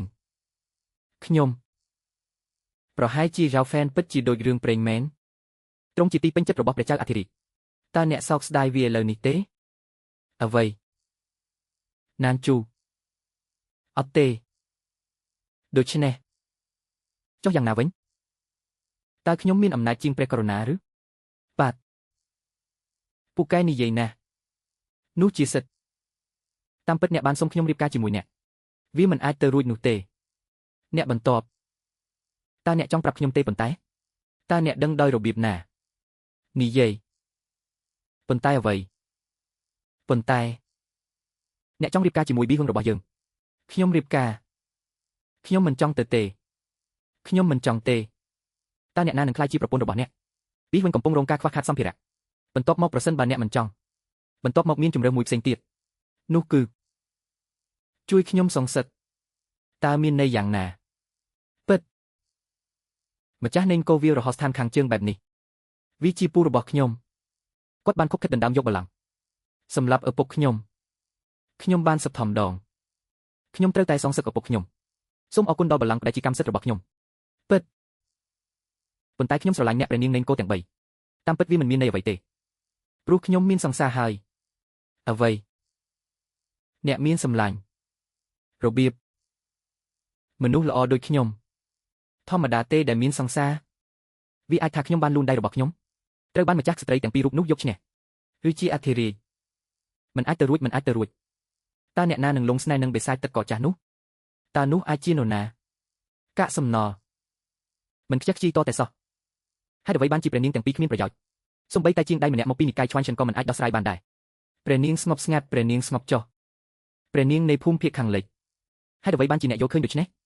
ប្រសិនបើអ្នកណាត់ជួបយ៉ាវហ្វេនអ្នកនឹងរៀបការជាមួយគាត់តើគាត់បានធ្វើអ្វីពេលគាត់ណាត់ជួបជាមួយយ៉ាវហ្វេនតើគាត់ត្រូវបានយ៉ាវហ្វេនសូកប៉ាន់ឬត្រូវបានគេដោះស្រាយគ្រាន់តែគ្មានគោលការណ៍អ្វីទាំងអស់ហើយអធិរាជខាងជើងនោះគាត់ពិតជាចង់ឲ្យយ៉ាវហ្វេនរៀបការជាមួយគាត់តើគាត់គិតថាគាត់ជាអ្នកណាបើអ្នកជាយ៉ាវហ្វេនតើអ្នកទៅទេបើជាខ្ញុំក៏មិនទៅដែរកន្លែងដូចជាប៊ីហ៊ុនមិនស័ក្តិសមសម្រាប់ការរស់នៅតតែសោះគាត់ពិតជាបានសុំយ៉ាវហ្វេនរៀបការជាមួយគាត់តើអ្នកទុកខ្ញុំនឹងនប់ឡាទៅណាយកវីទៅជាមួយអ្នកនេះជារឿងមិនសមហេតុផល Princess Now Three Kingdoms Alliance សម្ព័ន្ធភាពនគរទាំង3 The Three Kingdoms Alliance ត្រូវបានបញ្ចប់ជាយូរមកហើយបាទគ្មានព្រះនាងសម្រាប់អ្នកទេសម្ព័ន្ធនគរទាំង3បានបែកបាក់គ្នាតាំងពីយូរយារណាស់មកហើយវាជាទេពកោសល្យដ៏អស្ចារ្យរបស់ព្រះនាងតាំងពីដើមមកដូចផ្ដាំគំនិត Triple Alliance ក្នុងវិបត្តិមុនមានតែព្រះនាងទេដែលចាត់វិធានការមានតែពេលនោះទេដែលយើងអាចបង្វែរជំនោរនិងដោះស្រាយវិបត្តិបានអ្នកនិយាយត្រូវខ្ញុំបានបង្កើតអំណាចរបស់ខ្ញុំវាហាក់ដូចជាខ្ញុំតែម្នាក់គត់ដែលធ្វើសកម្មភាពផ្ទាល់ខ្លួនមានតែពេលនោះទេដែលយើងអាចដោះស្រាយកិច្ចការរបស់អ្នកបានព្រះអង្គគុំចាស់តើអ្នកព្រួយបារម្ភអំពីអ្វីមួយទេតើខ្ញុំអាចមានអ្វីនៅក្នុងចិត្តរបស់ខ្ញុំប៉ុន្តែការចងចាំនៅក្នុងដៃរបស់អ្នកខ្ញុំនៅក្នុងទីក្រុងមើលបញ្ហាពីជ្រុងមួយទៀតខ្ញុំមិនបានឃើញលោកយ៉ាវយូរមកហើយចុះការប្រកាសចូលក្នុងវាំងវិញសង្ខេបបទពិសោធន៍នៃសមរភូមិកំពូលមិនចាំបាច់ទេព្រះនាង3អង្គថ្ងៃនេះក្នុងពេលជាមួយគ្នានោះការអញ្ជើញត្រូវបានផ្ញើទៅកាន់យ៉ាវហ្វេនអញ្ជើញគាត់មើលគោមទាំងអស់គ្នាមើលចង្គៀងនេះយ៉ាវហ្វេនញ៉ាំផឹកនិងរីករាយពេញមួយថ្ងៃគាត់មិនដឹងពីរបៀបអានបានល្អទេខ្ញុំមិនដឹងថាត្រូវរៀនយ៉ាងណាទេវាពិតជាធ្វើឲ្យខ្ញុំខឹងការប្រយុទ្ធកំពូលគាត់បានធ្វើវិភាគទានដ៏អស្ចារ្យបែបនេះដល់ពេលចុងក្រោយហើយទៅហៅគាត់មកខ្ញុំក៏ត្រូវតែល្អដែរគ្រាន់តែវាគាត់បាទវាគួរតែជាអ្នកគួរតែដឹងតើអ្នកណាជាអ្នកប្រព្រឹត្តល្អចំពោះនាងឈប់និយាយឥតប្រយោជន៍ហើយទៅឲ្យលឿនសន្យា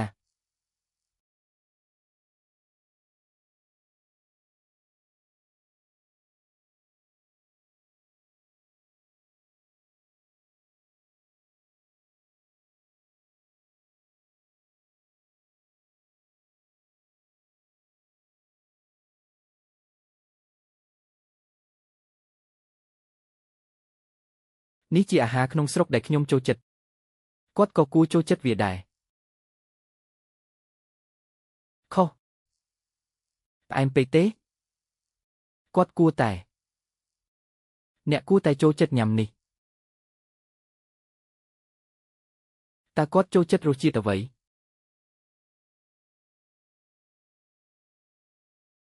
ខ្ញុំសូមមើលព្រះអង្គគុំចាស់តើអ្នកមិនបានណាត់ជួបព្រះនាង3អង្គថ្ងៃនេះដើម្បីមើលការបាក់គោមទេព្រះអង្គគុំចាស់យល់ខុសខ្ញុំបានបដិសេធព្រះនាង3អង្គថ្ងៃនេះខ្ញុំតែងនិពន្ធបទចម្រៀងដ៏ទេវភាពសម្រាប់ព្រះអង្គតែងសម្រាប់ខ្ញុំពិតប្រាកដដោយសារវាជារឿងកំប្លែងដ៏ទេវភាពអ្នកត្រូវតែប្រាប់ជីណូឲ្យបានល្អអូ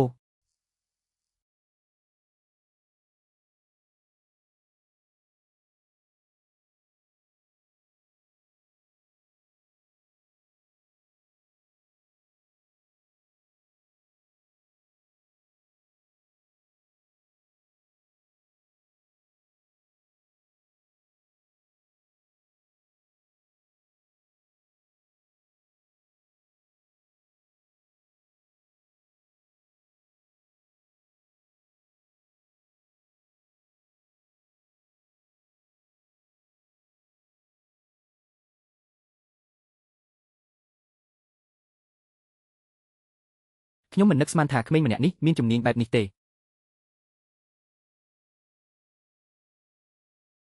ល្អមកសាកល្បងជាមួយខ្ញុំរបាឌីមសាំថ្មីរបស់ Yashen Feng មិនចាំបាច់ញ៉ាំអាហារសម្រន់ទេខ្ញុំបានរៀបចំការភ្ញាក់ផ្អើលមួយទៀតសម្រាប់ព្រះករុណាយប់នេះនៅក្នុងព្រៃឫស្សីខាងក្រៅវាំងព្រះករុណាវាប្រែថានាងហែទឹកពីក្រោយដោយមិនចុច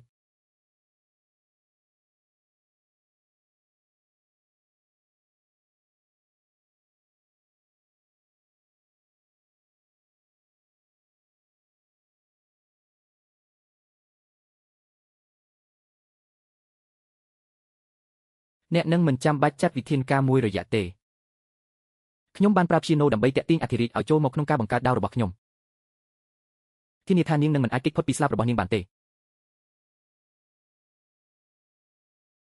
ខ្ញុំគ្រាន់តែរៀនពីរបៀបបង្វែរញួរទៅជាថ្មសេវគ្រាន់តែចុចវាទៅដីយើងត្រូវបានគេចាប់ពង្រត់វាមិនដូចខ្ញុំសម្លាប់វាដោយផ្ទាល់ទេខ្ញុំនៅតែត្រូវពឹងផ្អែកលើព្រលឹងរបស់ខ្ញុំដើម្បីវាប្រហារនិងគ្រប់គ្រងវាខ្ញុំចង់ឲ្យវាគោរពតាមបញ្ជារបស់ខ្ញុំដោយគោរពខ្ញុំចង់ឲ្យវាចាក់ចេញពីទីក្រុងទាំង6នៅភាគខាងលិចទៅតំបន់ខាងលិចរបស់ខ្ញុំដោយគោរពប្រតិបត្តិទីក្រុងសរុបចំនួន12នៅថ្ងៃច័ន្ទហើយអ្វីបានជាអ្នកមានទីក្រុងចំនួន6សម្រាប់ខ្លួនអ្នកនោះគឺវាជាកូនជាងរបស់ខ្ញុំយីរងដឹកនាំអធិរាជចេញអ្នកយូមានការរួមចំណែកដ៏អស្ចារ្យបំផុតយើងគួរមានកន្នីសម្រាប់60មិនសមហេតុសមផលខ្ញុំនឹងវាគាត់ឲ្យស្លាប់បែងចែករត់ធំម្ដងទៀតមិនប្រសើរជាងខ្ញុំ60%នៃពួកយើងរបស់ខ្ញុំអ្វីដែលអ្នកចង់បានគឺ60របស់ខ្ញុំឈប់កុំគិតថាអធិរាជឈឺចាប់អ្នកអាចយកវាស្រាលជំនាញដ៏អស្ចារ្យរបស់គាត់នៅពេលដែលវាត្រូវបានបង្ហាញអ្នកទាំង3នៅជាមួយគ្នាខ្លាំងពេកមិនអាចទប់បានប្រហែលជាយើងទាំងពីរនឹងស្លាប់ជាមួយគ្នាពេលវេលាបានមកដល់ហើយអ្នកចុះទៅមុនសិនឲ្យយើងចាស់3នាក់ដោះស្រាយជាមួយគាត់តើគាត់នឹងផ្ដល់ឲ្យខ្ញុំនៅការភ្ញាក់ផ្អើលអ្វីតើវាអាចជាគួរឲ្យអាម៉ាស់ណាស់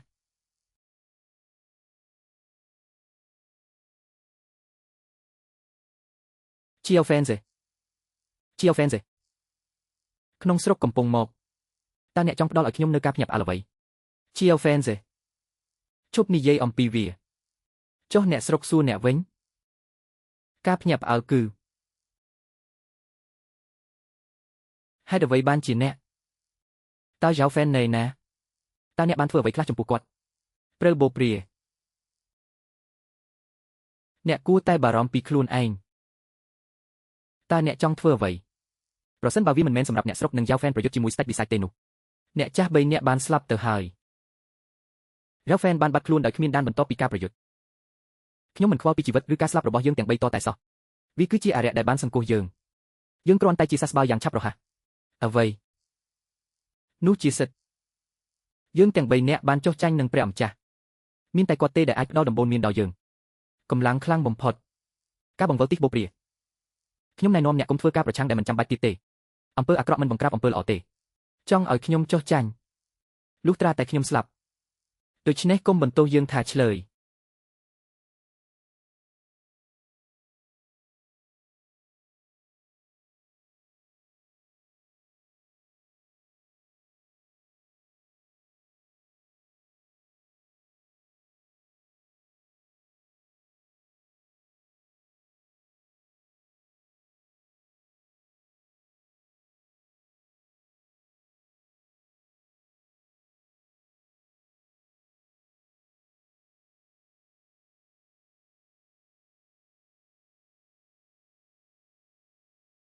ចង់គាត់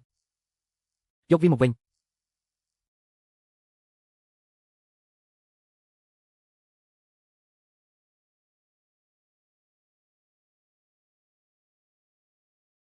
ដរាបណាអ្នកទទួលបានឈាមយេកអ្នកអាចនិយាយទៅកាន់កន្លែងរាប់ពាន់ការបំផ្លិចបំផ្លាញគឺធ្ងន់ពេកត្រូវតែស្វែងរក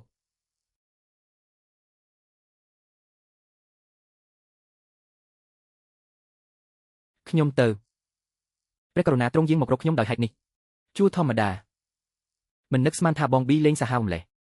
សូម្បីតែឧបករណ៍ក៏រួចរាល់ដែរឯកសណ្ឋានបុកនឹងភាពរំភើបដែលត្រូវគ្នាខ្ញុំនឹងទៅមើលប្រែថាសម្ដេចបានសុំឲ្យខ្ញុំធ្វើជាគ្រូបង្វឹកព្រះរាជានោះហើយជាអ្វីដែលវាមានន័យយ៉ាវហ្វេនតើអ្នកកំពុងធ្វើអ្វី ខ្ញុំព្រះអង្គគុំចាស់ប្រសិនបើអ្នកចង់លេងថ្ងៃនេះខ្ញុំពិតជានឹងអមដំណើរអ្នកឲ្យមានភាពសប្បាយរីករាយ Ralphan ចាំមួយផ្លេតព្រះអង្គគុំចាស់ខ្ញុំគ្មានគំនិតទេអារម្មណ៍នៃការចង់សែតើអ្នកធ្លាប់លេងទេអ្វីមិនអាចចេញទៅក្រៅទ្វាររូងបានទេអ្វីដែលត្រូវធ្វើព្រះអង្គគុំចាស់ប៉ាយ៉ែងហ្វេនខ្ញុំនឹងសម្លាប់អ្នក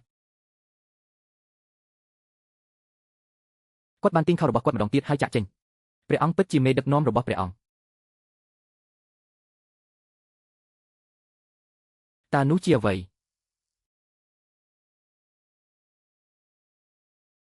នេះជាក្លិនក្រអូបរបស់យ៉ាក់សេ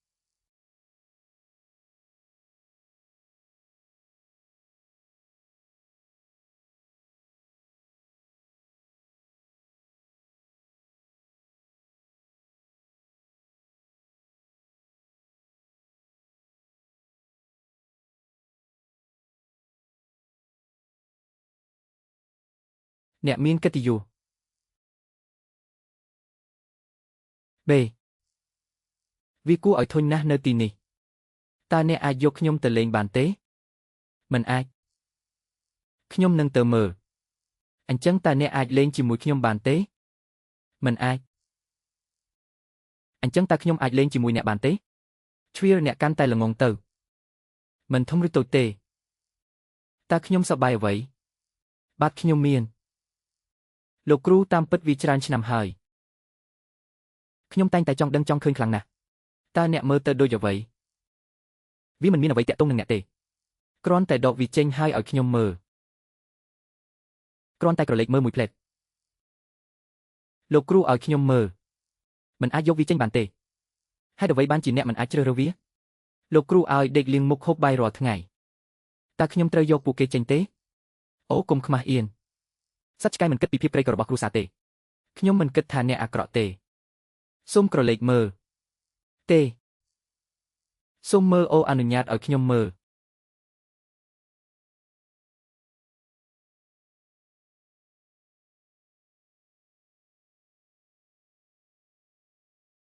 កុំខឹងChair លោកគ្រូខ្ញុំដឹងថាអ្នកធំហើយដល់ពេលចេញទៅមើលហើយទើបតែមកដល់ពិភពខាងក្រៅកុំចង់ដឹងចង់ឃើញអ្វីទាំងអស់ដឹងពីរបៀបការពារខ្លួនអ្នកតើអ្នកដឹងទេបេតើអ្នកមិនអាចចេញទៅក្រៅជាមួយជ្វាបានទេគ្រូអាចការពារជ្វាទេហេតុអ្វីបេហេតុអ្វីបានជាអ្នកមិនអាចចេញទៅក្រៅខ្ញុំជាព្រះម្ចាស់នៃពិភពទាំង9មិនអាចចេញទៅក្រៅបានទេហើយពីកុមារភាពរហូតដល់ពេញវ័យអ្នកហាក់ដូចជាខ្ញុំមិនដែលចាក់ចេញពីបល្ល័ង្កនេះទេខ្ញុំចង់ការពារបល្ល័ង្កព្រោះនេះជាកន្លែងដែលភ្នែកក្រុងភ្នែកនោះជាសិទ្ធភ្នែកអាចបង្ក្រាបរាល់បំណែកក្តាមទាំងអស់ខ្ញុំជាម្ចាស់បំណុលនៃ Nine Netherworld សត្វចម្លែកនិងសត្វចម្លែកទាំងអស់គឺស្រស់ស្អាតឲ្យតែអ្នកហ៊ានធ្វើបាបមនុស្សសាមញ្ញខ្ញុំមិនដែលធ្វើអាក្រក់ទេខ្ញុំនឹងចាប់ពួកគេទាំងអស់ត្រូវបានបង្ក្រាបនៅក្នុងជម្រៅនៃ Nine Netherworld បេបន្ទាប់មកជ្វាចង់ប្រយុទ្ធជាមួយអ្នកក្មេងស្រីឆ្កួតខ្ញុំទ្រាំលេងបានព្រោះតែម្ចាស់ខ្ញុំប៉ុន្តែតើនរណាអាចជំនួសទេចៅហ្វាយនាយតើនេះជាអ្វីអំណោយសម្រាប់ចៅហ្វាយនាយខ្ញុំបានដើរតាមលោកគ្រូតាំងពីអាយុ3ឆ្នាំឥឡូវនេះ22សរុប19ឆ្នាំរៀងរាល់ឆ្នាំដាំឈើ Nine Nether គ្រាន់តែយកផ្លែឈើមួយដុំខ្ញុំនឹងរក្សាទុកស្នូលដូច្នេះលេខដែលទម្លុះដោយដៃគឺ19សន្សំមួយក្នុងមួយឆ្នាំយូរណាស់ហេតុអ្វីបានជាខ្ញុំមិនបានកត់សម្គាល់វាចុះយ៉ាងណាវិញតើអ្នកចូលចិត្តវាទេម្ចាស់បំណុលដ៏ថ្លៃថ្នូររបស់ខ្ញុំរបស់ជាយូតើខ្ញុំអាចស្លៀកសម្លៀកបំពាក់ដ៏គួរឲ្យស្រឡាញ់បែបនេះដោយរបៀបណាហាមចាក់អ្នកមិនចេញទៅក្រៅទេតើអ្នកណានឹងឃើញវាទោះបីជាមាននរណាម្នាក់ឃើញក៏ដោយអ្នកណាហ៊ានសាច់ដាក់អ្នកម្ចាស់បំណុល9ប្រេងយកព្រមមិនបានចាក់ Chair តើអ្នកដឹងថាម្ដាយរបស់អ្នកមកពីណាទេតាំងពីខ្ញុំកើតមកខ្ញុំតែងតែនៅជាមួយម្ដាយរបស់ខ្ញុំរស់នៅទីនេះបន្ទាប់ពីម្ដាយស្លាប់កប់នៅទីនេះផងដែរបេតើអ្នកចង់មានន័យអ្វីអ្នកនិងម្ដាយរបស់អ្នកពីពិភពលោកដែលពោពេញដោយពន្លឺមានមនុស្សគ្រប់ប្រភេទ គ្រប់ប្រភេទនោះជាផ្ទះរបស់អ្នក Chair អ្នកគួរតែសប្បាយចិត្តនៅថ្ងៃនេះឥឡូវនេះអ្នកបានស្ទាត់ជំនាញអក្ខរាវិរុទ្ធហាមឃាត់ខ្ញុំគ្មានអ្វីត្រូវបង្រៀនអ្នកទៀតទេក្នុងនាមជាគ្រូ B ប៉ុន្តែអ្នកត្រូវតែចងចាំមិនមែនជាមធ្យោបាយចុងក្រោយទេអក្ខរាវិរុទ្ធហាមឃាត់នេះមិនអាចប្រើបានទេវិធីសាស្ត្រនេះគឺផ្ទុយនឹងច្បាប់នៃស្ថានសួគ៌បានដឹង Chair ត្រឡប់ទៅស្រុកកំណើតវិញមានវិបត្តិដ៏ធំមួយនៅទីនោះនៅពេលនេះមានតែអ្នកប៉ុណ្ណោះមានតែពេលនោះទេដែលយើងអាចជួយសង្គ្រោះពួកគេ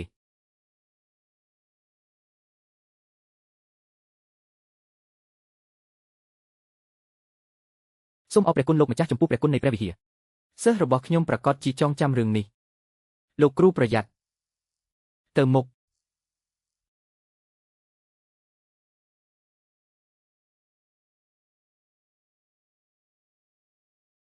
នេះខុសពីការមិនដឹងថាពេលណាបានជួបគ្នាម្ដងទៀត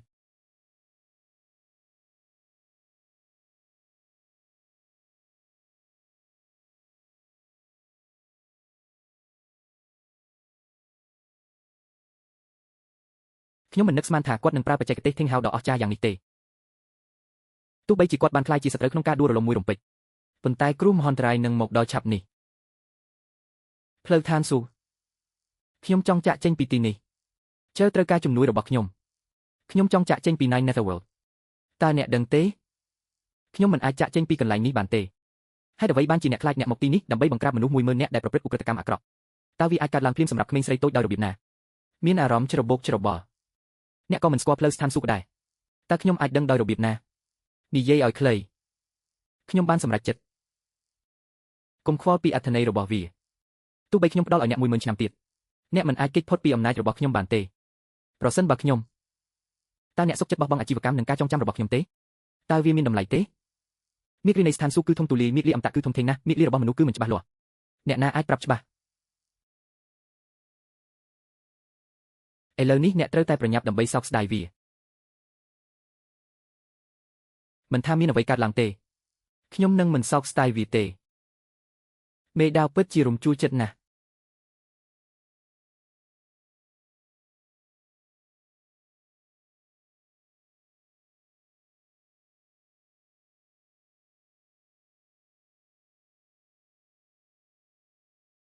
អ្នកសន្យាថានឹងមើលថែជ្វាលឲ្យបានល្អហើយអ្វីបានជាអ្នកមិនធ្វើវាតើអ្នកបានប្រើអត្តសញ្ញាណអ្វីដើម្បីស្វែងរកវា B អ្នកខ្ចីប៉ុន្តែអ្នកមិនអាចនៅជាមួយគ្នាបានទេតើខ្ញុំគួរប្រឈមមុខនឹងភាពឥតប្រយោជន៍ដោយរបៀបណាពេលនេះគាត់កាច់ណាស់មែនទេបោះបង់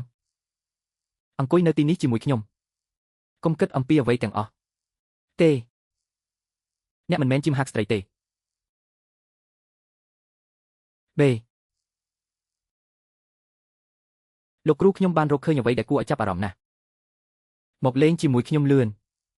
អូលោកគ្រូមកជាមួយខ្ញុំឆាប់មានរឿងអីលោកគ្រូខ្ញុំជាជ្វារបស់អ្នកលោកគ្រូអ្នកមិនរងចាំជ្វាទេតោះទៅជ្វាកំពុងរងចាំ Master ចៅហ្វាយប្រកាសជានឹងមករកអ្នក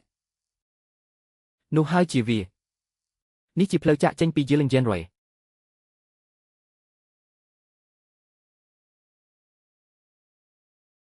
ជ្វាតាអ្នកណៃណា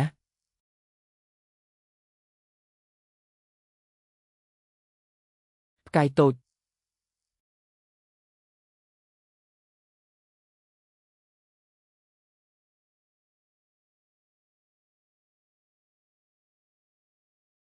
គឺខ្ញុំ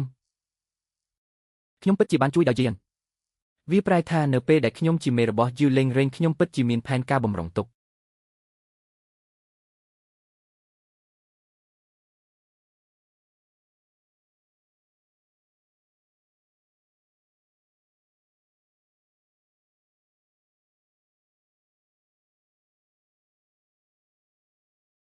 ល្អណាស់ខ្ញុំយ៉ាវហ្វេនដែលជាម្ចាស់សង្វៀនអាយុ9ឆ្នាំត្រឡប់មកម្ដងទៀត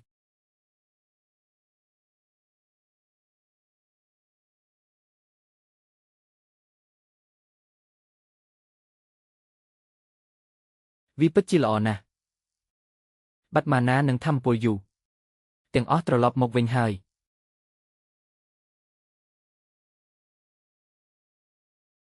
នេះជាអ្វីដែលអ្នកទាំង3ប្រទេសបានពិភាក្សាបន្ទាប់ពីពិភាក្សាជាច្រើនថ្ងៃ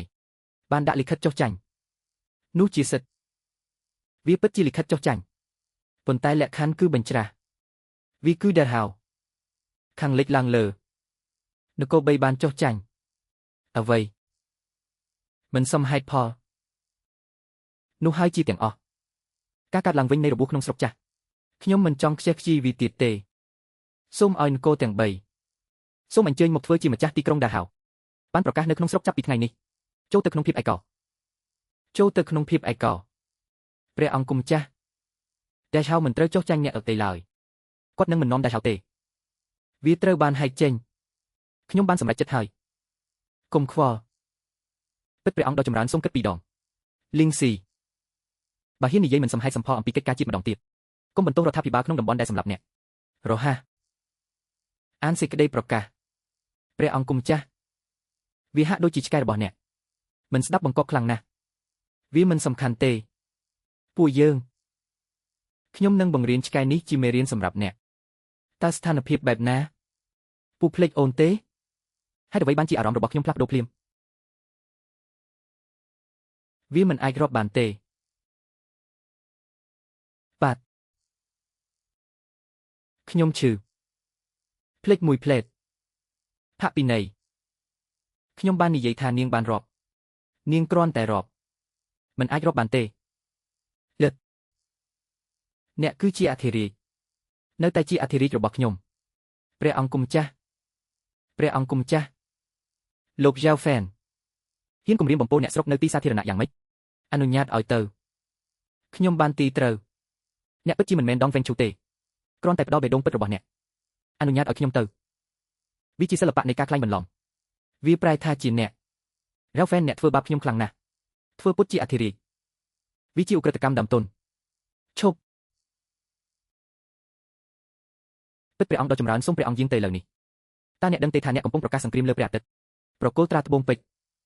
ត្រាពូយ៉ោប្រគល់ថ្ងៃចំពោះព្រះនាង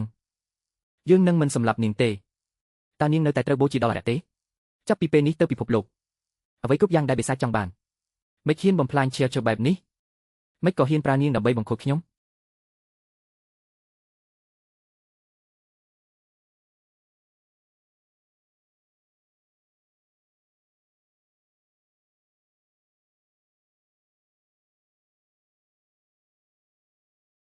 តើគាត់គ្មានអំណាចខាងវិញ្ញាណទេតើអំណាចខាងវិញ្ញាណដ៏ខ្លាំងក្លាបែបនេះនៅណាតាមពិតវាគួរឲ្យខ្លាចជាងស្ដេចបិសាច1000ដង9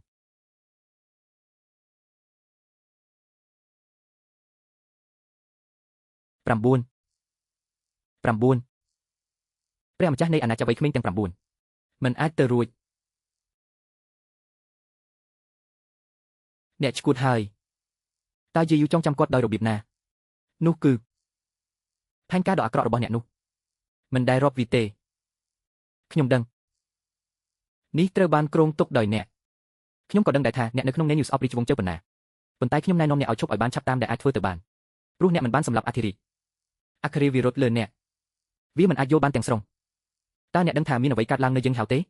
ខ្ញុំបានចំណាយពេល100ឆ្នាំការធ្វើដំណើរឆ្លងកាត់រាប់មិនអស់គឺជិះមិនរួចដោះសោអគ្គរាជវិរុទ្ធបន្លាដ៏អស្ចារ្យនេះជាគោលបំណងរបស់ខ្ញុំដើម្បីបដិសេធរាល់កលល្បិចតើវាអាចជា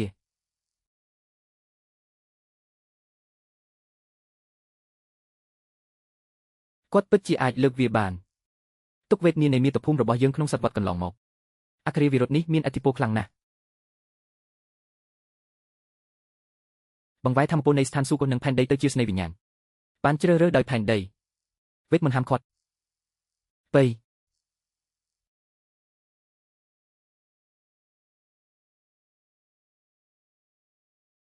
តើអ្នកកំពុងមើលអ្វីមើលចុះវាស្អាតណាស់វាអាចថាគាត់ពិតជាម្ចាស់បំណុលរបស់ចៅមែនទេ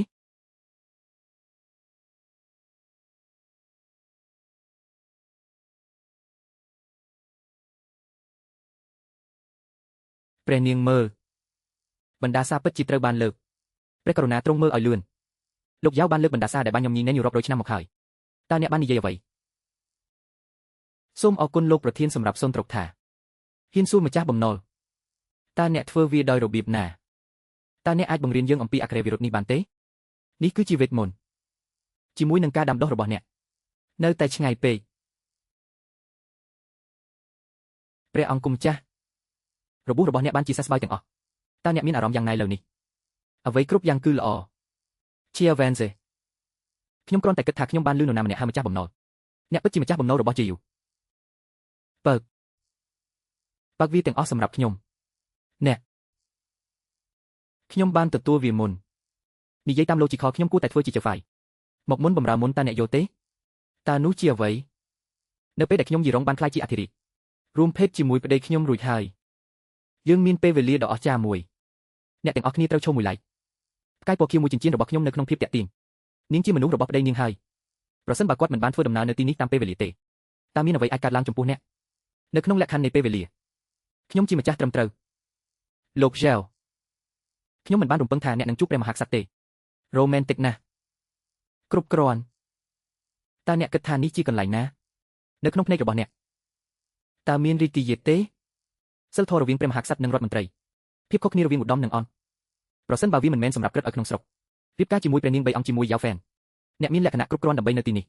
ប្រយុទ្ធដើម្បីចំណាត់ថ្នាក់នោះគឺចាប់តាំងពីអ្នកបានចុះចាញ់ដារហៅតើនរណាជីជើហ្វាយ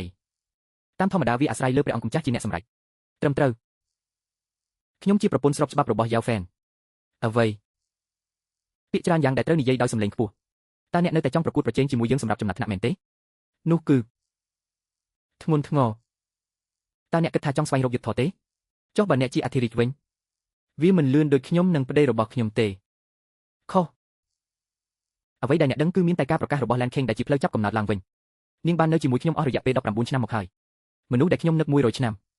អ្នកពិតជាម្ចាស់របស់ខ្ញុំមហាក្សត្រីវេទមន្តរបស់ខ្ញុំត្រឡប់មកវិញហើយចូលចាំថាគុំខ្មាស់អៀនអោព្រះម្ចាស់បិសាចព្រះអង្គនៅទីនេះហើយយើងបានទទួលជោគជ័យក្នុងការពន្យាពេលសម្រាប់ស្ដេចបិសាចគ្រប់គ្រាន់ដើម្បីបញ្ជាក់ភាពស្មោះត្រង់របស់យើងចំពោះអ្នកក្មេងប្រុសនេះពិតជាបានចាប់រំលោភនារីម្នាក់ជាមួយនឹងអារ៉ាមែនក្រអឺតក្រទមអាទិទេពនេះឥឡូវបានជាសះស្បើយពីរបួសហើយជំនាញរបស់គាត់បានកើនឡើងយ៉ាងខ្លាំងតើនរណានឹងដូចព្រះអង្គប្រគល់ព្រះមហាក្សត្រភ្លាមផ្ញើទៅផ្ទះខ្ញុំលេខ1លេខ2លេខ3គ្រប់ផ្លូវទៅកាន់ទ្វីបទាំងមូលវាជាពិភពនៃបិសាចហាសូបិនឧត្តមសេនីយ៍ដែលចាញ់គ្រាន់តែពឹងផ្អែកលើកម្លាំងផ្ទាល់ខ្លួនរបស់អ្នកកុំគិតពីការផ្ដួលរំលំពិភពលោកដូនតាទាំងពីរតើអ្នកមិនបានឃើញដាវជេយូនៅទីនេះទេតើអ្នកហ៊ានជ្រកកោនក្នុងស្ដេចបិសាចយ៉ាងណាគាត់បានសម្លាប់ស្ដេច3អង្គអ្នកគួរតែស្វែងរកការសងសឹកលើគាត់ហ៊ានសម្លាប់អ្នកណានៅមុខខ្ញុំអូនជាកូនពៅទៀតហើយប៉ុន្តែកម្លាំងដ៏អាក្រក់របស់អ្នកទាំងអស់គឺគ្មានប្រយោជន៍ទេនៅថ្ងៃនេះវត្ថុបុរាណដែលខ្ញុំបាននាំយកមកអាវុធវេទមន្តរបស់អធិរាជយ៉ាងអាវុធវេទមន្តរបស់ព្រះអង្គមិនក៏គាត់លួចក្លាហាននឹងមិនចេះទុកចិត្តវិញ្ញាណគ្រាន់តែរងទុកស្លាប់សូមចងចាំទុកជីវិតរបស់អ្នកចងចាំទុកជីវិតរបស់អ្នកខ្ញុំនឹងស្លាប់ប្រសិនបើខ្ញុំខុសខ្ញុំនឹងមិនខ្លាចជាថាសន្តិខ្ញុំសុំនឹងស្លាប់ចងចាំទុកជីវិតរបស់អ្នកបេទីបំផុតជ្វាបានជួបអ្នកម្ដងទៀតតើអ្នកដឹងទេខ្ញុំកំពុងស្វែងរកអ្នកកិច្ចចេញពីខេត្តកញ្ញាមេងជីរួចហើយនៅក្នុងការការពារចំណងជើងផ្សេង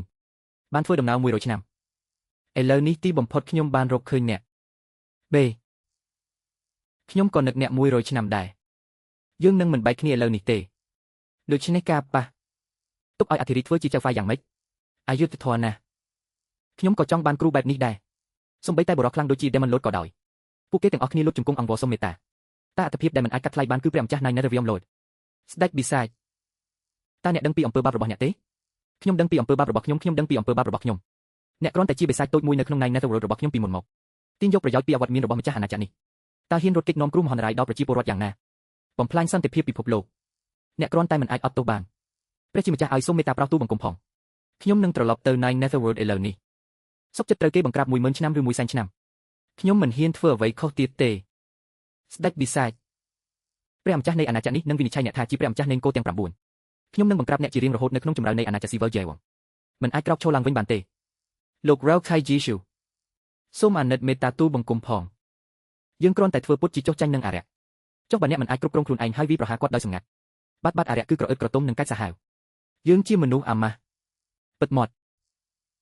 អ្នកទាំង3ពិតជាអ្នកវាខ្លាំងហើយដើរតាមខ្យល់អ្នកពូកែសម្ដែងណាស់វាជាការសោកស្ដាយដែលមិនបានខ្លាយជាតារាសម្ដែងនេះជារឿងដ៏គួរឲ្យភ័យខ្លាចវាពិតជាចប់ហើយហេតុអ្វីបានជាអ្នកធ្វើដើម្បីសម្រស់ដែលគ្មានមេត្តានោះហើយជាមូលហេតុដែលខ្ញុំរត់ចេញ ខ្ញុំបានរំពឹងថានាងនឹងរត់ចេញប៉ុន្តែខ្ញុំនឹងមិនឲ្យនាងទៅដោយងាយនោះទេកងទ័ពរបស់យើងគឺល្អបំផុតហើយឧក្រិដ្ឋកម្មមិនអាចលើកលែងបានឡើយគ្រោះមហន្តរាយដល់សន្តិភាពបានសម្លាប់ជីវិតរាប់មិនអស់បំផ្លាញទ្រព្យសម្បត្តិរបស់មនុស្សរាប់មិនអស់ឧក្រិដ្ឋកម្មរបស់អ្នកនឹងត្រូវដុតជាមួយព្រះខ្ញុំនឹងបំផ្លាញអ្នកពុកបរោះនៃទីក្រុងប៊ីវិញដោយមានជំនួយពីជួយជនក្បត់ជាតិជួយមេដឹកនាំនៃអាណាចក្រវាលរហស្ថានភាគខាងជើងដើម្បីសម្លាប់ជាតិនិងដណ្ដើមយកបល្ល័ង្កឲ្យគាត់ស្លាប់ខ្ញុំជាមនុស្សមានបាបនៅក្រុងប៉េហាំងខ្ញុំសុខចិត្តស្លាប់ដើម្បីសុំទោសជាថ្នូរនឹងសន្តិភាពនៅវាលរហស្ថានខាងជើងបំណងប្រាថ្នាសម្រាប់កូនបំណុលវៀតណាមខាងត្បូងនៅតែបន្តបង្កហេតុនឹងលុកលុយក្រុងដាហៅប្រព្រឹត្តបទឧក្រិដ្ឋដ៏សាហាវគិតថាពលរដ្ឋរបស់ខ្លួនត្រូវបានមហាសទ្ធាលួចហើយក្លាយជាព្រះធម៌រាប់រយឆ្នាំអត់ទោសបាបរបស់គាត់ព្រះម្ចាស់នៃអាណាចក្រជីយូបានលើកបណ្ដាសាដេឈិងដោយផ្ទាល់ស្ដារសេរីភាពឡើងវិញនៅទូទាំងប្រទេសវៀតណាមខាងត្បូងសូមអរព្រះគុណព្រះម្ចាស់សម្រាប់សេចក្តីមេត្តាករុណាបកុំពាក់របាំងមុខទៀតចាប់ពីពេលនេះទៅព្រះនាងនៃនគរទាំង3ក្លាយជាប្រមុខនៃប្រទេសនីមួយខ្ញុំក៏សង្ឃឹមដែរថាប្រទេសទាំង3អាចស្ដារទំនាក់ទំនងពាណិជ្ជកម្មឡើងវិញជាមួយរាជវង្សជូដ៏អស្ចារ្យនាពេលអនាគតការរួមរស់ដោយសន្តិភាពអរគុណព្រះជាម្ចាស់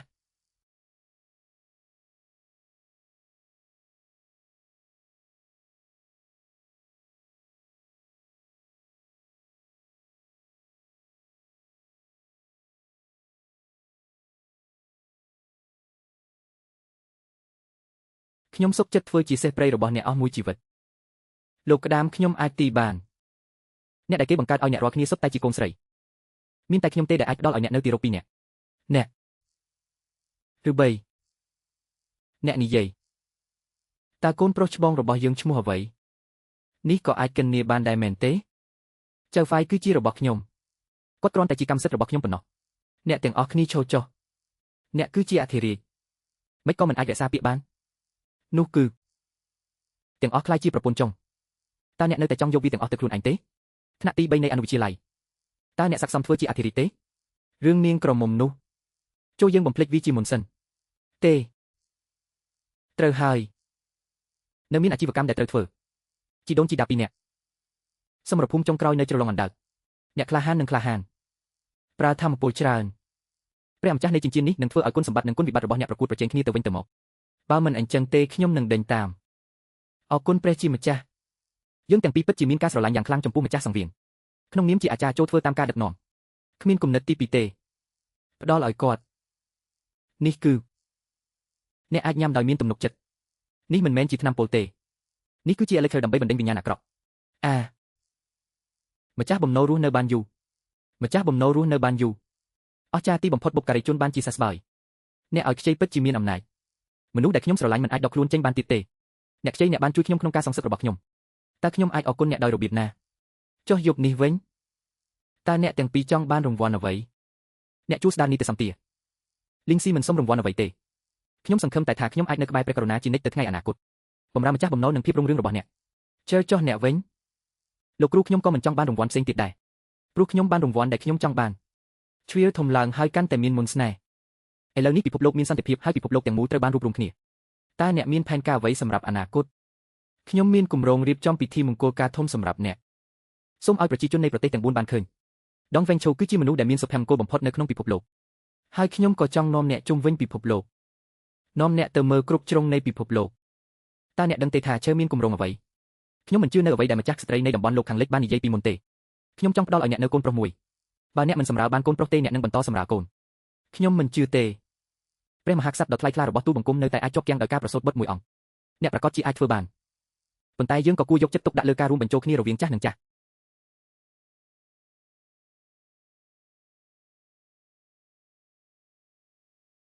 ខ្ញុំបានជួយរាល់ការចំណាយសម្រាប់ការធ្វើដំណើររបស់អ្នកជាមួយខ្ញុំ